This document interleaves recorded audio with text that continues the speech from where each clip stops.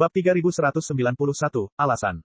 Tuan Niu, Li Yao kecewa. Dia duduk di tanah, memegangi kepalanya, dan berkata dengan frustrasi, kamu masih tidak percaya padaku setelah sekian lama. Omong kosong. Zhang Danyu berkata, meskipun benar bahwa saya suka berfantasi, dan ketahanan mental saya sangat baik, dan saya dapat menerima hal-hal yang tidak normal dan di luar akal sehat, cerita Anda terlalu dibesar-besarkan dan tidak masuk akal. Bukan hanya saya, orang normal manapun akan merasa sulit untuk mempercayainya. Apa sebenarnya yang kau ingin aku percayai? Apa kau ingin aku percaya bahwa aku adalah Dewa Pencipta? Bahwa selama aku menulis novel, dunia dalam novel itu akan muncul di suatu tempat di lautan bintang yang luas. Bahwa karakter-karakter dalam novelku bahkan akan bertransmigrasi ke bumi, muncul di hadapanku, menendang pintu rumahku, dan memperlihatkan otot-ototnya yang kuat. Aku adalah Ma Liang. Tetapi, Liao berusaha keras untuk bertanya, bagaimana kamu menjelaskan lubang di dinding dan kata-kata yang kamu tulis saat kamu berjalan sambil tidur tadi malam? Aku tidak tahu, tetapi bagaimanapun aku menjelaskannya, kedengarannya jauh lebih dapat diandalkan daripada transmigrasimu dari 4 universitas kultivasi. Zhang Danyu membuka tangannya dan berkata, mungkin, kamu suka berolahraga dan kekuatanmu sangat tinggi, dan kualitas rumah lamamu sangat rata-rata, jadi kamu melubanginya. Lalu, aku sedikit gugup, dan aku juga sedikit berjalan sambil tidur. Ini bukan masalah besar, kan? Meskipun menulis dalam mimpi agak aneh, kamu tidak perlu aku percaya pada keberadaan nyata, 4 universitas kultivasi. Mari kita mundur selangkah. Iya, aku merasa malu saat mengatakan apa yang akan kukatakan. Mari kita mundur selangkah dan katakan bahwa kekuatan super memang ada di dunia ini. Kau benar-benar manusia super dengan kekuatan tak terbatas. Jadi, bisakah ini membuktikan bahwa kau berasal dari 4 alam semesta kultivasi? Li Yao belum mau menyerah. Ia menggaruk rambutnya dan berkata, Tuan Niu, sungguh kemajuan besar bahwa Anda bersedia mengakui keberadaan kekuatan super. Tentu saja, saya tidak punya bukti untuk membuktikan spekulasi saya. Oleh karena itu, mengapa kita tidak menyelidiki dan membuktikan jawaban akhir dunia ini dengan kekuatan super sebagai titik awal? Persetan denganmu. Zhang Danyu begitu cemas hingga matanya memerah. Dia tidak tahu apakah harus berteriak atau menangis. Dia menempelkan kedua telapak tangannya dan memohon pada Liao, mahasiswa Liao, terima saja apa yang kumohon padamu. Kita tidak punya dendam di masa lalu. Jangan ganggu aku. Jangan buat aku dalam masalah. Kalau kau ingin gila, gila saja sendiri. Tapi sungguh, jangan terlibat dalam apa yang disebut 4 universitas kultivasi. Kau akan membuatku terbunuh jika kau melakukan ini. Itu benar. Dalam hal menulis daring, ini adalah profesi yang sangat menyakitkan. Tidak. Hal ini sama sekali bukan profesi. Menurut pembicaraan silang, ini adalah jalan bawah tanah masyarakat lama tempat para seniman menjual karya seni mereka. Mereka menggarap tanah, bekerja keras, menjual tipu muslihat mereka, dan turun ke kelas 9. Jangan tertipu oleh penampilan glamor mereka. Anda menyebut diri Anda seorang guru, tetapi sebenarnya, itu hanya omong kosong. Ada banyak orang yang menonton pertunjukan, tetapi hanya sedikit yang mendapat dukungan uang sungguhan. Bahkan jika Anda kehilangan jari-jari Anda hampir tidak dapat mencari nafkah, meskipun demikian, Anda masih dapat menjualnya setiap hari. Ketika hujan, atau kaisar meninggal, mereka tidak akan membiarkan Anda menjualnya. Jika boleh jujur, tindakanmu saat ini berarti kau ingin memusnahkanku dan memaksa buku, 40.000 tahun kultivasi, mati. Pikirkan sendiri, pikirkan baik-baik. Dengan kondisi mentalmu saat ini, jika kau keluar ke jalan dan melakukan sesuatu yang ilegal, para reporter akan mewawancaraimu dan melaporkan bahwa kau kecanduan web novel dan tidak bisa berhenti membacanya. Kemudian, kau akan memposting judul 40.000 tahun kultivasi, dan melabelinya sebagai candu spiritual. Aku akan tamat. Aku akan hancur total. Aku bahkan mungkin melibatkan banyak rekan kerja. Apakah kau mengerti? Liao menundukkan kepalanya dan tidak mengatakan apapun untuk waktu yang lama. Apakah kamu mengerti kata-kataku yang sungguh-sungguh, atau tidak? Zhang Danyu berkata dengan sedih, itu benar. Itu hanya cerita acak yang kubuat untuk ditukar dengan $2. Sama sekali tidak ada sedikit pun makna pendidikan atau pemikiran filosofis di dalamnya, juga tidak ada sedikit pun metafora jahat untuk dunia nyata, jika kamu tidak dapat membedakan mana yang benar dan mana yang salah saat membaca buku, dan kamu masih membiarkan imajinasimu menjadi liar dan tubuh serta pikiranmu mengalami perubahan drastis, maka itu sebenarnya bukan masalahku, tetapi masalahmu sendiri. Aku mengerti. Liao akhirnya mengangkat kepalanya. 2 mata tajam bersinar dari rambutnya yang berantakan. Terima kasih, Master Niu. Aku sudah menemukan semuanya. Benarkah begitu? Zhang Danyu sangat gembira. Kau benar-benar sudah memikirkannya. Ya, aku sudah melakukannya. Liao menepuk pahanya dan berkata, benar sekali. Tentu saja, kamu bukan Mark yang luar biasa, atau Dewa Penciptaan. Kamu tidak menciptakan 4 universitas kultivasi. Ya, itu semua salah. Lebih baik percaya bahwa ada hantu di dunia daripada percaya pada mulut pendongeng. Seorang penulis bisa mengarang omong kosong apapun hanya untuk menghasilkan uang. Zhang Danyu menghela napas panjang lega dan berkata sambil tersenyum, aku lega kau sudah menemukan jalan keluarnya sendiri. Oh, aku sangat senang melihat seorang pemuda yang kehilangan pijakannya akhirnya berhenti. Apakah kamu punya Romance of the Three Kingdoms? Liao tiba-tiba bertanya tanpa alasan, sepertinya aku baru saja melihatnya di rak buku. Tanpa menunggu jawaban Zhang Danyu, dia meraba-raba sebentar di tumpukan buku dan menemukan versi sederhana dari jilid kedua, Romance of the Three Kingdoms. Dia melihat nama pengarang di punggung buku dan berpikir keras. Anda pasti sudah membaca buku itu berkali-kali. Saya yakin banyak alur cerita dan karakter yang meninggalkan kesan mendalam pada Anda. Sambil merenung, Li Yao berkata, itu benar. Berapa banyak orang yang belum membaca Romance of the Three Kingdoms? Bahkan jika mereka belum membaca karya asli Luo Guanzong, mereka telah membaca buku-bukunya, buku komik, dan serial TV. Mereka telah memainkan permainan tentangnya dan menyebutkan banyak orang terkenal, termasuk Cao Cao, Guan Yu, Zhuge Liang, adegan-adegan terkenal, 3 pahlawan yang bertarung melawan Lubu, 3 kunjungan ke Pondok Jerami, pembakaran tebing merah. Reaksi pertama kebanyakan orang adalah memikirkan versi Luo Guanzong. Jadi, jawablah pertanyaanku, Master Niu. Apakah menurutmu 3 kerajaan diciptakan oleh Luo Guanzong? Hah, Zhang Danyu bingung. Apa maksudmu? Apakah menurutmu Luo Guanzong adalah dewa pencipta? Li Yao bertanya, apakah dialah yang menciptakan akhir dinasti Han begitu saja, pergulatan antar pahlawan, dan pertempuran yang menggetarkan jiwa? Zhang Danyu membuka mulutnya. Jelas dia ingin mencibir, tetapi dia segera tersadar dan berpikir keras. Sepertinya kamu sudah mendapatkannya. Li Yao berkata, tentu saja, Luo Guanzong bukanlah dewa pencipta, atau tanda ajaib Maliang. Meskipun Romance of the Three Kingdoms-nya luar biasa dan klasik, ia tidak menciptakan dunia nyata begitu saja. Sebaliknya, dunia yang benar-benar kacau pada akhir dinasti Han itu ada.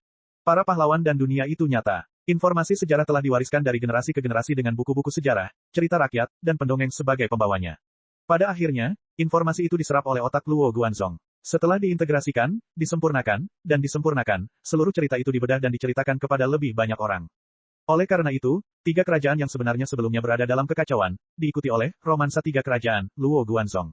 Yang pertama adalah penyebabnya, dan yang terakhir adalah akibatnya. Apakah Luo Guanzong menulis romansa 3 kerajaan, atau tidak? Ketiga kerajaan itu ada di sana, kan? Jika seseorang yang tidak tahu apa-apa tentang sejarah membaca Romance of the Three Kingdoms dan meninggalkan kesan yang mendalam, mereka akan melihat kembali buku-buku sejarah dan menemukan 3 kerajaan yang sebenarnya. Mereka akan terkejut dan berpikir bahwa Luo Guanzong adalah seorang nabi atau bahkan seorang pencipta. Bukankah itu tidak masuk akal? Zhang Danyu berpikir lama dan bertanya, apa yang ingin kamu katakan? Yang ingin saya katakan adalah mungkin logika, 40.000 tahun kultivator, sama saja.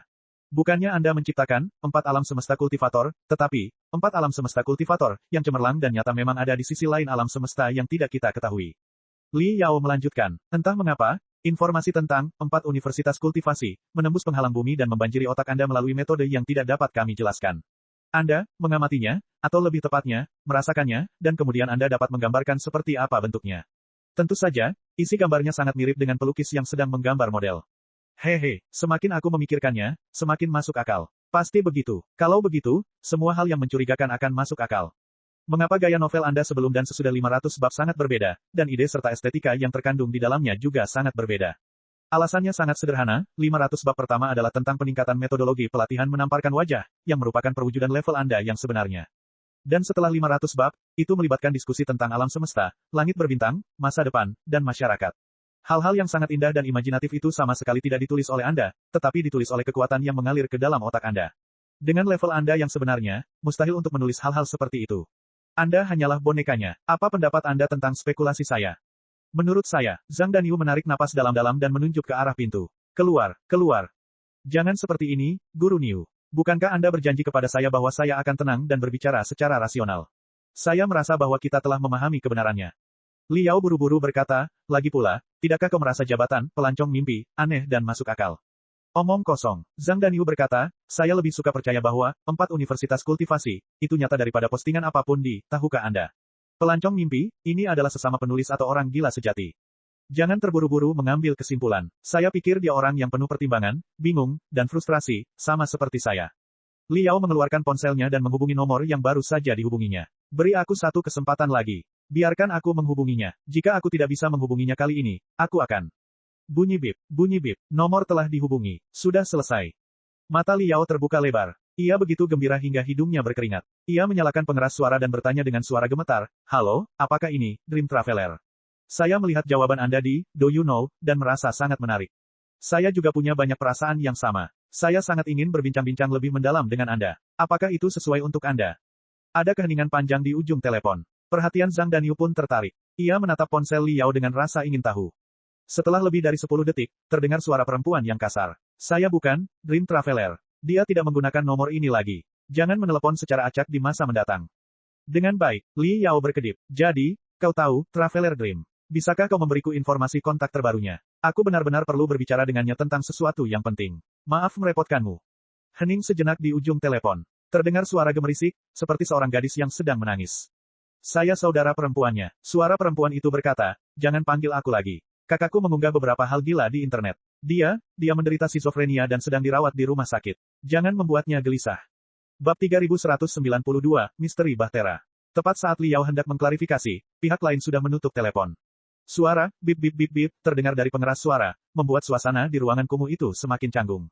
Melihat ponsel yang gelap gulita itu, Liao tidak tahu harus berkata apa. Ia menghela napas dan berjongkok di tanah sambil memegangi kepalanya. Tahukah kamu, untuk sesaat, aku hampir mempercayaimu. Sungguh memalukan. Zhang Danyu patah hati. Saya tidak tahu apakah Anda gila, saya gila, atau dunia yang gila. Saya benar-benar percaya pada Anda. Liao mengangkat kepalanya dan membuka mulutnya, hanya untuk merasakan seluruh tubuhnya sakit dan lemah. Dia tidak dapat mengatakan apapun. Bahkan keyakinannya sendiri mulai goyah.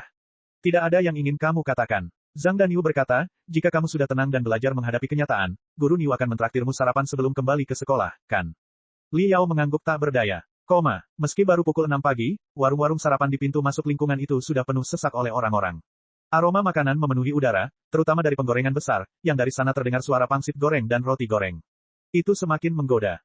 Zhang Danyu duduk dengan 10 pangsit goreng dan 10 roti goreng. Ia kemudian memerintahkan Liao untuk membawa pangsit mereka, yang diisi dengan saus cabai dan cuka. Ia dengan senang hati meminum seteguk sup pangsit dan memasukkan 3 roti goreng ke dalam mulutnya. Baru kemudian ia merasa puas dan berseri-seri dengan senyum. Biarkan aku katakan padamu, betapapun frustrasinya kemarin, betapapun lelahnya dan frustrasinya seseorang, selama seseorang memiliki sarapan hangat di pagi hari, semua kekhawatirannya akan hilang. Zhang Danyu menghirup aroma yang kaya itu dalam-dalam, dunia nyata masih sangat indah. Kita masih harus menjalani hari-hari kita dengan rendah hati. Jangan biarkan imajinasimu menjadi liar, oke? Ya, Liao mengambil pangsit goreng dan merasakan rasanya seperti lilin kunyah, tetapi dia tetap memaksakan diri untuk menelannya. Apakah kamu benar-benar baik-baik saja? Zhang Danyu mengamati ekspresi Liao dan berkata, mengapa kita tidak menelepon keluargamu setelah makan malam? Tidak ada seorang pun di rumah. Liao mengambil mangkuk dan menutupi wajahnya. Orang tuaku meninggalkanku saat aku masih sangat kecil. Aku sendirian. Keluargaku tidak merasa lapar setelah aku makan. Oh, begitu. Maaf. Aku tidak tahu. Zhang Danyu menggaruk wajahnya cukup lama dan berkata, tidak heran kau berkutat di dunia fiksi, berharap menemukan kenyamanan di 4 dunia kultivasi yang imajiner. Bagaimana ia menjelaskannya? Aku tidak memintamu untuk menyerah sepenuhnya pada fantasi. Kau hanya perlu memperhatikan perbedaan antara fantasi dan kenyataan. Jangan terlalu asyik, mengerti? Bagaimana dengan ini? Guru Niu bukanlah orang yang sepenuhnya tidak masuk akal. Meskipun kamu bukan seorang mahasiswi dengan rok berkibar dan rambut panjang berkibar, Guru Niu tetap menyambutmu untuk datang dan bertukar cerita serta berdiskusi saat kamu senggang. Selama kamu tidak mendobrak pintu di tengah malam, semuanya akan baik-baik saja. Li Yao tersenyum. Terima kasih, Tuan Niu. Tidak perlu berterima kasih padaku. Jika kau benar-benar ingin berterima kasih padaku, maka berhentilah bicara omong kosong seperti mengolah 4 alam semesta sepanjang hari. Kembalilah dan persiapkan resumemu. Carilah pekerjaan yang stabil dan jalani hidup yang normal. Zhang Danyu berkata, jika kamu melakukan ini, kamu akan berterima kasih padaku. Apakah kamu mengerti? Saya mengerti. Liao berkata, tetapi matanya masih linglung. Dia makan dalam diam untuk beberapa saat dan tidak dapat menahan diri untuk bertanya, apa yang disebut kehidupan normal. Begitu saja, sambil minum sup, Zhang Danyu berkata. Carilah pekerjaan yang dimulai pukul 9 pagi. Pukul 9 malam, pekerjaan yang menghasilkan lebih sedikit uang tetapi lebih banyak pekerjaan. Pekerjaan yang mengharuskan Anda menahan amarah atasan dan eksploitasi dari atasan Anda, pekerjaan yang mengharuskan Anda bekerja keras selama beberapa tahun, mendapatkan uang muka untuk membeli rumah, menanggung utang selama beberapa dekade, memiliki rumah sendiri, mencari istri yang berada dalam situasi yang sama dengan Anda, dan setelah Anda melahirkan anak, Anda harus menghabiskan waktu, tenaga, dan uang ekstra untuk anak tersebut. Jika Anda melakukannya, Anda harus mencurahkan seluruh waktu dan upaya Anda untuk anak tersebut. Sementara Anda perlahan-lahan menjadi gemuk, anak tersebut juga akan tumbuh secara bertahap. Ketika anak tersebut tumbuh dewasa, Anda akan mengulangi proses ini. Bukankah ini kehidupan orang normal? Li Yao mengerutkan kening. Kedengarannya tidak menarik. Apa lagi yang bisa terjadi? Zhang Danyu mengerutkan bibirnya dan berkata, jangan bilang aku tidak menarik. Berapa banyak orang yang ingin menjalani kehidupan yang damai seperti ini tetapi tidak bisa. Mari kita hadapi kenyataan. Kita bukanlah bangsawan atau pahlawan. Bukankah ini kehidupan orang biasa? Saya masih berpikir bahwa saya punya kekuatan super. Tidak, kami berdua punya kekuatan super. Li Yao bergumam dengan suara rendah, aku adalah pahlawan kultivator. Aku memiliki kekuatan super, kecepatan super, penglihatan dan pendengaran super, dan kemampuan pemulihan diri super. Dalam proses kebangkitanku yang berkelanjutan, aku juga memiliki kemampuan untuk memindahkan gunung dan membalikkan lautan serta memanggil angin dan hujan. Menembakkan bola api dan busur listrik bukanlah hal yang sulit bagiku. Singkatnya, aku tahu semua teknik para kultivator. Dan kau adalah pahlawan penulis. Kekuatan supermu adalah menulis. Kita berdua seharusnya tidak menjalani kehidupan yang biasa-biasa saja. Kita harus menggunakan kekuatan super kita untuk melawan kekuatan jahat yang menguasai dunia ini dalam kegelapan. Apa katamu? Zhang Danyu bertanya, apa kekuatan superku? Menulis. Li Yao menjawab, saya cepat. Lalu apa? Zhang Danyu menyipitkan matanya. Tidak, hanya menulis. Ini adalah kekuatan super yang sangat hebat. Li Yao berbicara jujur. Apakah kamu pikir kamu berbicara dalam bahasa manusia? Zhang Danyu berkata, hanya saja Guru Niu adalah seorang pria rendah hati yang telah mengolah tubuh dan pikirannya selama lebih dari 30 tahun. Saya tidak akan merendahkan diri saya ke level Anda. Jika itu adalah orang kedua, mereka pasti sudah lama menyalahkan Anda. Saya salah, Tuan Niu. Li Yao memegang perutnya dan berkata, hei, pangsit goreng dan roti goreng ini tampaknya sangat harum. Beri aku 20 lagi, beri aku 20 masing-masing. Zhang Danyu menatap Li Yao dengan tajam. Setelah beberapa lama, dia menghela napas dan mengangkat tangannya. Bos. Dalam sekejap, setumpuk roti goreng dan pangsit goreng tersaji di hadapan mereka berdua. Tak perlu dikatakan lagi, Li Yao melahap makanan itu dengan lahap. Zhang Danyu telah menulis dengan gila-gilaan tadi malam dan telah menghabiskan banyak energinya. Nafsu makannya pun jauh lebih besar dari biasanya. Sebuah TV berminyak tergantung di sudut restoran. Biasanya, TV itu hanya dinyalakan pada malam hari. Pada siang hari, TV itu hanya sebagai hiasan. Namun hari ini, TV itu dinyalakan oleh seorang pelanggan tetap untuk menonton laporan terkini tentang gempa bumi di Samudra Pasifik Barat. Dikatakan bahwa intensitas gempa telah direvisi menjadi 9,3. Itu adalah gempa terkuat kedua dalam sejarah. Pusat gempa berada di Teluk Edo, hanya beberapa puluh kilometer dari kota metropolitan terbesar di dunia, yang juga merupakan salah satu dari 10 kota metropolitan teratas di dunia. Awalnya, ledakan dahsyat itu menyebabkan kerusakan serius pada kota, yang kemudian diikuti oleh tsunami dahsyat yang mengubah separuh kota menjadi rawa. Bahkan Kepulauan Fusang, yang biasa dilanda gempa bumi, menggigil karena pencegahan bencana dan memasuki keadaan darurat nasional. Akibat kebocoran gas alam akibat gempa bumi, seluruh kota dipenuhi ledakan, bola api, dan asap hitam.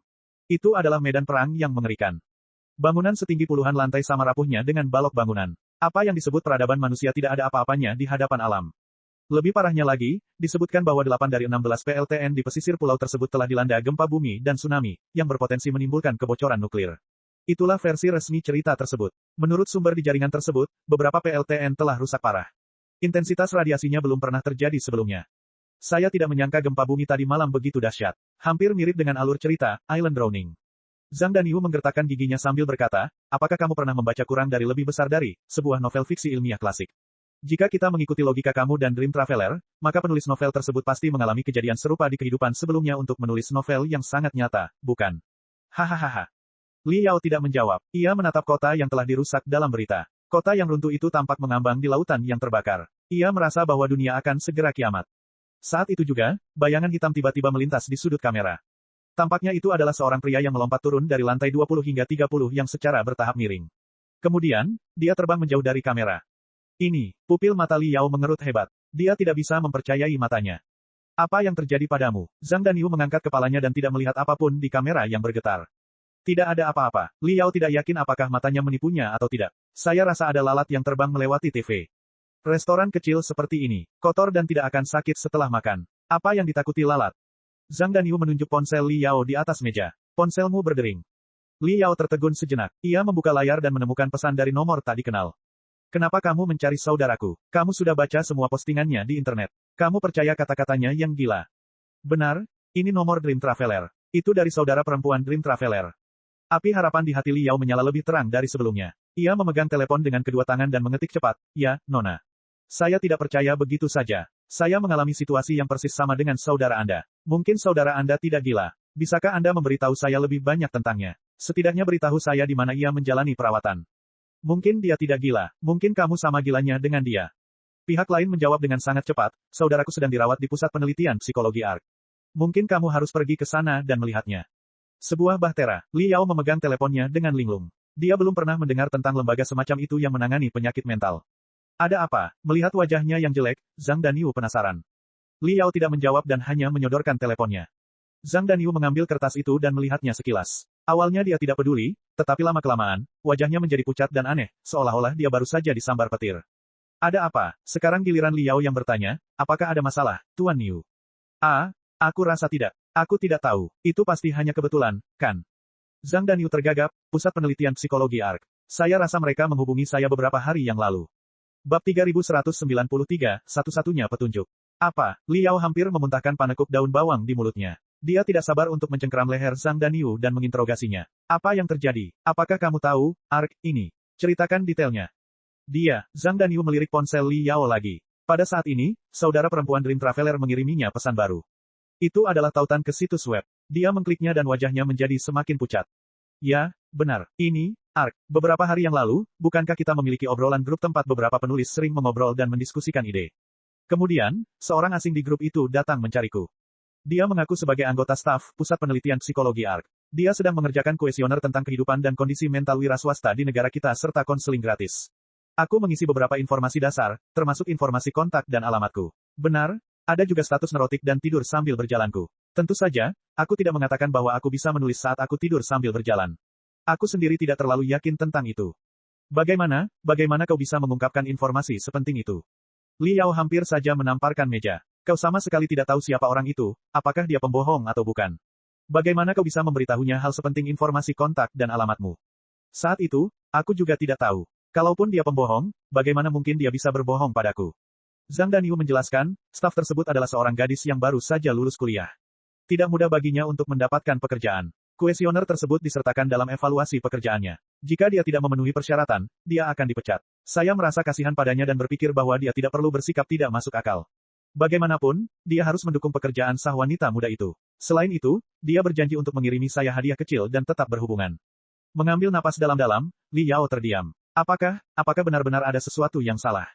Zhang Danyu berkata, saat itu, dia juga memberitahu saya bahwa organisasi mereka tidak meneliti penyakit mental yang sangat serius. Mereka hanya melakukan intervensi pada masalah psikologis dan kondisi subkesehatan yang umum terlihat di zaman modern. Pekerja lepas seperti kami seringkali mendapat banyak tekanan atau bahkan dikritik oleh masyarakat. Oleh karena itu, jika ada penyimpangan psikologis, kami tidak boleh menghindari pengobatan dan menghubunginya sesegera mungkin. Saya pikir itu sangat masuk akal. Baiklah, hentikan. Biarkan aku berpikir dengan hati-hati. Li Yao memejamkan mata dan menggosok hidungnya. Ya, apakah kamu sudah menemukan jawabannya? Pembaruan oleh. Setengah menit kemudian, Zhang Danyu bertanya dengan hati-hati. Ya, Li Yao tiba-tiba membuka matanya. Ada kilatan tajam di matanya saat dia berkata dengan sungguh-sungguh, Tuan Yu, aku masih sedikit lapar. Bisakah kita mendapatkan 20 roti dan pangsit lagi? Tidak, 30. Tidak, mengapa kita tidak mengambil semuanya saja? Zhang Danyu, lihat, aku punya kekuatan super. Bagaimana aku bisa makan sebanyak itu tanpa kekuatan super? Zhang Danyu, aku percaya padamu. Aku percaya kamu punya kekuatan super, oke. Tapi Guru Niu benar-benar tidak punya uang. Aku tidak berbohong padamu. Aku seekor anjing jika aku berbohong padamu. Itu tidak mungkin benar. Tadi malam, kamu berjanji akan mentraktir kelinci di Lautan Bintang dengan masakan bangau tersembunyi. Aku sudah mencarinya di internet. Paket paling dasar di sana harganya 400 hingga 500 kredit per orang. Jika kita berdua memesan anggur dan menambahkan beberapa hidangan lainnya, kita tidak akan bisa menghabiskannya tanpa 1.300 kredit. Kaserole tulang yang kita makan kemarin harganya 280 kredit, yang berarti kamu masih punya setidaknya 1.000 kredit di sakumu. Aku sudah menghitung bahwa itu cukup bagiku untuk makan sampai kenyang dan pulih ke kondisi terkuatku. Pada saat itu, aku akan benar-benar merobek dumbbell itu agar kamu lihat. Zhang Danyu, Li Yao berkata, hei, Master Niu, jangan pergi dulu. Apa maksudmu dengan pergi begitu saja? Melarikan diri tidak akan menyelesaikan masalah. Kita bisa yakin bahwa ARK sedang mengincarmu. Kau bisa memintaku untuk pergi, tetapi bisakah kau benar-benar meminta staf ARK untuk pergi? Apakah kau yakin bahwa gadis yang mengisi kuesioner itu benar-benar seorang gadis dan bukan pria kekar dengan janggut dan rambut? Jika kau benar-benar tidak ingin menemuiku, aku akan pergi sekarang juga. Sungguh, tapi bagaimana jika 10 orang pria berotot dari ARK menyelinap ke rumahmu di tengah malam? Aku tidak akan mendengar apapun bahkan jika kau berteriak minta tolong. Zhang Danyu tiba-tiba berhenti. Ada air mata di matanya saat dia berbalik. Siapa yang sudah kubuat marah? Penulis berteriak dengan sedih dan marah. Akhirnya, mereka tidak jadi membeli roti goreng dan pangsit goreng. Sebaliknya, mereka pergi ke toko roti terdekat dan membeli beberapa ratus potong roti tawar. Tidak ada isiannya. Itu tepung murni. Roti yang keras itu seperti bongkahan batu. Melihat ekspresi terkejut di mata bos wanita itu, Li Yao menjelaskan bahwa mereka berasal dari lokasi konstruksi di sebelah. Minuman olahraga berenergi juga mahal. Zhang Danyu enggan membelinya, tetapi dengan wajah muram, ia membeli 5 kantong gula dan 2 botol air mineral dari supermarket dan menyerahkannya kepada Li Yao. Ketika dia kembali ke rumah, dia melihat Li Yao mencampur 5 kantong gula putih ke dalam air dan memakan 30-50 roti tawar dengan air tersebut. Li Yao bahkan tidak bersendawa sekalipun. Zhang Danyu menghela napas dan menyadari bahwa dia dalam masalah besar. Sekarang, apakah kamu percaya padaku? Sambil memegangi perutnya yang setengah kenyang, Li Yao berkata, pengembara mimpi meramalkan kematian tragis pencipta fantasi dan dikirim ke Bahtera untuk dirawat. Bahtera masih aktif di kelompok penulismu beberapa waktu lalu. Jika menurutmu itu hanya kebetulan, IQ-mu akan terlalu rendah untuk serangkaian rencana dalam 40.000 tahun kultivasi. Karena itu, kaulah yang harus menghadapi kenyataan. Kenyataannya adalah kau telah menjadi sasaran. Musuh sangat jelas tentang identitas dan alamatmu. Tampaknya mereka memiliki sumber daya yang tak terbayangkan di tangan mereka. Tentu saja, kau bisa melarikan diri, tetapi kemana kau bisa lari? Berapa lama kau bisa melarikan diri? Apakah akan ada serangkaian kecelakaan dalam perjalananmu untuk melarikan diri, seperti yang dialami oleh Kreator, Blood and Sand, Strong Colonization Hunters, dan Star Ringworld? Kau mengerti, satu-satunya jalan keluar adalah bekerja sama denganku. Kita akan mengambil inisiatif dan menemukan kebenaran bersama. Menghadapi ajakan Li Yao, Zhang Danyu terdiam cukup lama. Kemudian dia berkata, aku penasaran apa yang akan dilakukan orang-orang, ARK, kepadaku jika mereka menemukanku. Anda telah menulis organisasi serupa dalam novel Anda, bukan? Menurut Anda apa yang akan mereka lakukan? Li Yao membuka tangannya dan berkata, intinya adalah 3 hingga 5 sesi perawatan listrik, kan? Zhang Danyu menggigil dan berhenti berbicara. Sepertinya kamu sudah mengerti situasimu. Tentu saja, situasiku tidak lebih baik darimu. Saat ini, kita berada di perahu yang sama. Jika kita tidak bekerja sama, kita akan benar-benar hancur. Li Yao berkata, saya butuh bantuan Anda. Pertama-tama, ceritakan lebih banyak tentang ARK dan kuesioner saat itu. Apakah Anda punya draft cadangan? Zhang Danyu menyalakan komputer dan menemukan versi elektronik kuesioner. Li Yao dengan cepat meliriknya. Semuanya adalah pertanyaan yang sangat umum dan tidak relevan. Tampaknya tujuan pihak lain adalah untuk mengelabui penulis agar memberikan informasi kontak dan alamatnya untuk membuka jalan bagi kontak berikutnya. Ada juga tautan di akhir kuesioner. Itu adalah situs web resmi pihak lain, sama seperti tautan yang dikirim oleh saudara perempuan, Dream Traveler. Saat memasuki situs web resmi, hal pertama yang dilihatnya adalah ikon abstrak berupa kapal besar bersayap. Tampaknya itu adalah lambang organisasi tersebut. Tentu saja, Li Yao pernah mendengar kata, ARK, yang berarti tempat berlindung terakhir sebelum dunia hancur. Munculnya bahtera berarti kiamat akan segera datang. Baru setelah mengamati lebih saksama, ia menyadari bahwa, ARK bukan sekadar pusat penelitian psikologis dan pengobatan penyakit mental. Bahkan, yayasan itu adalah yayasan yang pengaruhnya menyebar ke seluruh dunia. ARK Foundation, didukung oleh banyak dana misterius dan kelompok keuangan serta mengkhususkan diri dalam studi ilmu kehidupan, misteri otak, genetika, neurologi, dan sebagainya. Tujuannya adalah untuk mengeksplorasi misteri kehidupan dan bahkan jiwa serta melampaui batas manusia. Setidaknya, itulah yang dikatakan situs web resminya. Saya sudah bertanya kepada beberapa teman yang sedang menulis buku. Mereka menerima kuesioner serupa. Beberapa dari mereka bahkan telah menyelidiki ARK Foundation. Tidak ada yang salah dengan itu. Zhang Danyu berkata, ini benar-benar organisasi amal internasional. Mereka memiliki hubungan kerjasama yang baik dengan banyak asosiasi psikologi, rumah sakit bedah otak, dan organisasi penelitian neurologi di banyak negara. Mereka memiliki cabang di banyak negara berkembang dan bahkan negara-negara yang dilanda perang. Mereka memperhatikan kesehatan mental dan mental masyarakat setempat. Mereka bahkan telah menemukan banyak anak jenius dengan IQ yang sangat tinggi dari negara-negara yang dilanda perang. Jika bukan karena yayasan ARK, anak-anak jenius ini pasti sudah terkubur. Benarkah begitu? Li Yao tidak percaya sepatah kata pun. Tidak ada yang tahu apa yang terjadi di situs web resmi. Dia berpikir lama dan harus mengumpulkan keberanian untuk menelepon saudara perempuan, Dream Traveler. Dia punya firasat samar bahwa sikap adik si pengembara mimpi itu tidak setegas itu. Kalau dia benar-benar percaya bahwa kakaknya gila dan Li Yao gila, dia tidak akan berinisiatif mengirim pesan dan mengabaikannya begitu saja. Karena dia sudah mengirim 2 pesan dan mengirim situs web resmi, ARK Foundation, mungkinkah dia juga tidak yakin? Kali ini panggilannya diangkat dengan sangat cepat. Api harapan di hati Li Yao semakin membara. Dia berkata dengan tergesa-gesa, halo, Nona. Saya sudah membaca tautan yang Anda kirimkan kepada saya tadi.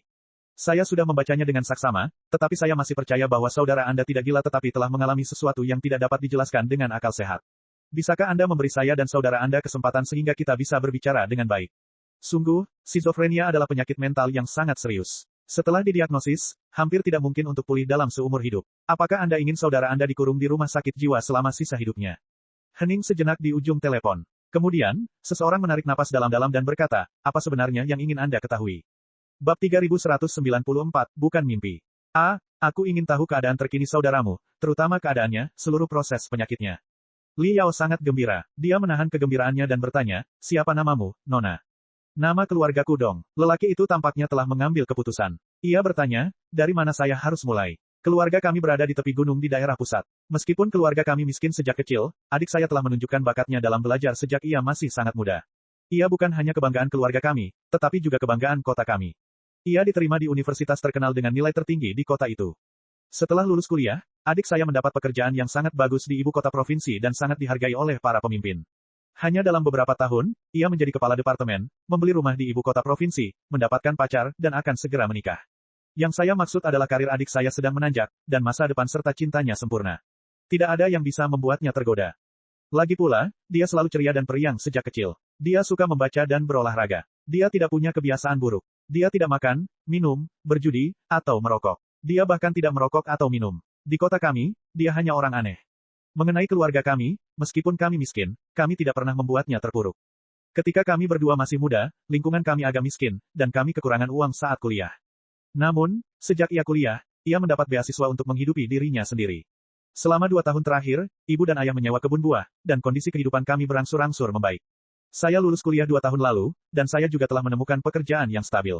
Singkatnya, apakah Anda mengerti? Kehidupan keluarga kami semakin membaik dari hari ke hari. Tidak ada yang perlu dikhawatirkan. Tapi adikku gila. Itu tahun lalu. Awalnya, dia sering menelepon saya untuk mengadu bahwa ada yang membuntutinya dan ada yang memasang alat penyadap di kantornya. Saat itu, saya pikir itu adalah perselisihan bisnis atau pertikaian internal di kantornya. Saya hanyalah seorang mahasiswa yang baru saja lulus. Apa yang bisa saya lakukan? Saya hanya bisa meminta rekan kerja saudara saya di perusahaan untuk menjaganya. Namun, rekan kerja dekat saudara saya di perusahaan semuanya mengatakan bahwa saudara saya adalah pejabat tingkat menengah yang paling berharga di perusahaan dan bahwa dia sedang berada di puncak karirnya. Siapa yang akan membuntuti dan mengupingnya? Setelah 1 atau 2 bulan seperti ini, kondisi adikku makin parah, dan dia perlahan mengalami halusinasi dan halusinasi pendengaran. Dia meneleponku dan memberitahu bahwa dia telah menemukan penguntitnya, yang ternyata adalah bayangannya. Dia mengatakan bahwa ada kekuatan yang sangat misterius yang dapat memanipulasi bayangannya dan bahkan menggunakannya untuk mengganggu dan menyakitinya. Saat itulah saya baru menyadari bahwa ada yang salah dengan saudara saya. Saya menelusuri media sosial saudara saya dan komentar daringnya dan melihat artikel-artikel aneh seperti Dream Traveler. Saya kemudian menghubungi kolega saudara saya. Salah satu sahabat saudara saya mengatakan bahwa saudara saya telah menggunakan kertas timah dapur sebagai topi untuk menutupi seluruh kepalanya setiap hari. Dia mengatakan bahwa itu akan menghalangi gelombang otaknya untuk dikirim keluar dan mencegah keberadaan jahat tertentu mengunci koordinatnya. Pimpinan perusahaan saudaraku sangat menghormatinya dan sangat baik kepadanya. Dia tidak memecatnya meskipun hal seperti itu telah terjadi. Namun suatu kali, dalam sebuah rapat untuk menyambut mitra penting tertentu, saudaraku menunjuk ke arah bos pihak lain dan berteriak bahwa dia telah melihat bahwa pihak lain itu adalah seorang pembunuh brutal di kehidupan sebelumnya dan merusak rencana kerja sama yang hebat. Setelah kejadian itu, wajar saja kalau saya tidak bisa bertahan lama di perusahaan. Seharusnya saya mengirim adik saya ke rumah sakit di ibu kota provinsi untuk berobat. Namun, di kota kecil kami, ada anggota keluarga yang didiagnosis menderita gangguan mental. Tidak baik kalau sampai berita itu tersebar. Lagi pula, saya dan orang tua saya masih punya sedikit khayalan. Kami pikir adik saya terlalu tertekan karena pekerjaan. Mungkin dia akan lebih baik setelah beristirahat di rumah untuk sementara waktu. Oleh karena itu, kami membawa saudara kami kembali ke kampung halamannya dari ibu kota dan memintanya untuk beristirahat di rumah. Awalnya, gejala adik saya memang jauh lebih baik. Ia tidak lagi mengalami mimpi-mimpi aneh yang tidak jelas, dan ia tidak lagi menunjuk hidung orang lain dan berkata bahwa ia telah pulih dari kehidupan sebelumnya. Kami semua sangat senang dan berpikir bahwa adik saya akan segera pulih. Ternyata, suatu hari, saudara laki-laki saya sepertinya membaca berita daring tentang kematian seorang penulis drama yang tidak disengaja. Penyakitnya kambuh lagi. Dia menemukan wajan penggorengan baja tahan karat di rumah dan memegangnya di atas kepalanya. Dia terus menggumamkan kata-kata yang tidak dapat dipahami siapapun. 10 jarinya terpilin menjadi bola saat dia membuat beberapa gerakan yang sangat aneh. Saya harus mengirimnya ke rumah sakit sekarang. Anda mengatakan bahwa saudara saya tidak gila. Percayalah, kami, keluarganya, berharap dia tidak gila. Namun, saat ini, dia menutupi kepalanya dengan kertas timah dan membawa panci baja tahan karat. Dia bercerita tentang kehidupan masa lalunya kepada semua orang yang ditemuinya, dan dia takut pada bayangannya sendiri. Siapa lagi kalau bukan orang gila? Liao menyalakan mode hands-free dan mendengarkan percakapan dengan Zhang Danyu. Keduanya saling memandang untuk waktu yang lama dan berpikir sejenak. Kemudian, Liao berkata dengan hati-hati, Nona Dong, terima kasih atas kejujuran Anda, tetapi Anda tidak bisa menilai buku dari sampulnya. Kakak Anda mengatakan bahwa dia memiliki kemampuan untuk melakukan perjalanan melalui mimpi dan melihat kehidupan masa lalunya setelah dia tenggelam di waduk pada tahun ketiga sekolah dasar. Apakah Anda pernah mendengarnya sebelumnya? Anda mengacu pada jawabannya di, tahukah Anda? Orang asing itu tersenyum getir. Apakah kamu benar-benar percaya apa yang dia katakan? Aku tidak tahu. Liao berkata, karena itu, aku sedang memverifikasinya denganmu sekarang, tebakan yang berani. Berhati-hatilah. Palsu. Orang asing itu menjawab dengan lugas, semuanya palsu. Dia mengarangnya. Mengapa kamu begitu yakin? Liao berkata, meskipun kondisi mental saudaramu saat ini benar-benar tidak stabil, kamu tidak bisa mengatakan bahwa apa yang terjadi padanya saat dia masih kecil pasti salah. Karena adikku belum pernah tenggelam sebelumnya. Kau mengerti? Pihak lain berkata, saya 2 tahun lebih muda dari kakak saya. Saat dia kelas 3 SD, kebetulan saya sudah kelas 1.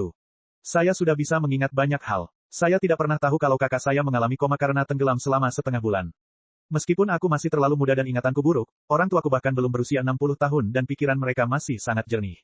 Tidak mungkin bagi mereka untuk melupakan bahwa putra mereka tenggelam dan koma selama setengah bulan ketika dia masih muda, kan?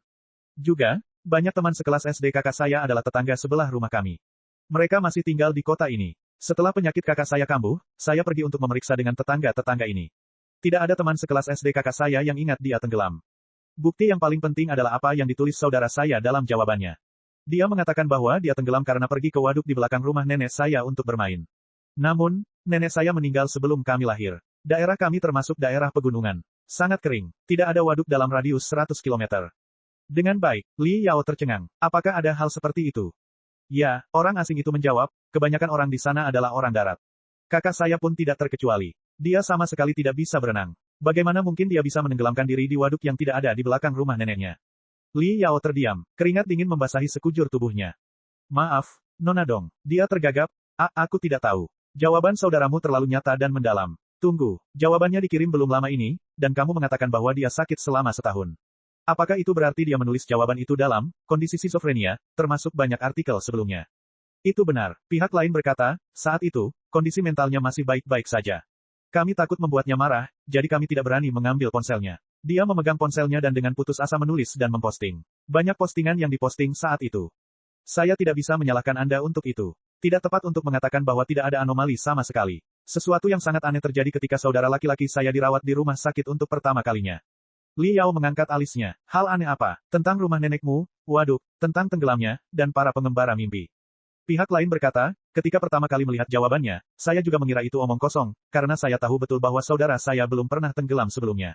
Namun, suatu kali, ketika saya mengunjunginya, dia berkata dengan suara pelan bahwa tenggelam itu nyata, bukan di kehidupan ini, melainkan di kehidupan sebelumnya. Ia bercerita bahwa ia tinggal di sebuah kota kecil bernama Lambang, di provinsi Jiangdong di kehidupan sebelumnya. Ada sebuah waduk besar tak jauh dari kota itu. Ia juga bercerita banyak tentang makanan khas setempat, bahkan makanan ringan, serta kebiasaan hidup penduduk setempat. Ia bahkan berbicara dalam beberapa dialek setempat. Nada bicaranya sama sekali berbeda dengan dialek setempat di kampung halaman kami, yang membuat saya cukup takut. Kakakku memintaku pergi ke provinsi Sungai Timur untuk mencari tempat bernama Liaojiang. Meskipun menemukan tempat ini mungkin tidak membuktikan bahwa dia tidak gila, setidaknya aku bisa membuktikan sesuatu. Li Yao terpesona. Dia tidak bisa menahan diri untuk bertanya, kau pergi?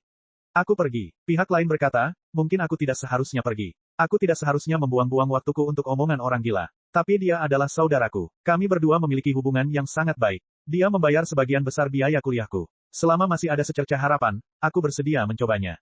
Saya pergi ke provinsi Jiangdong, tetapi saya tidak menemukan tempat bernama Lambang.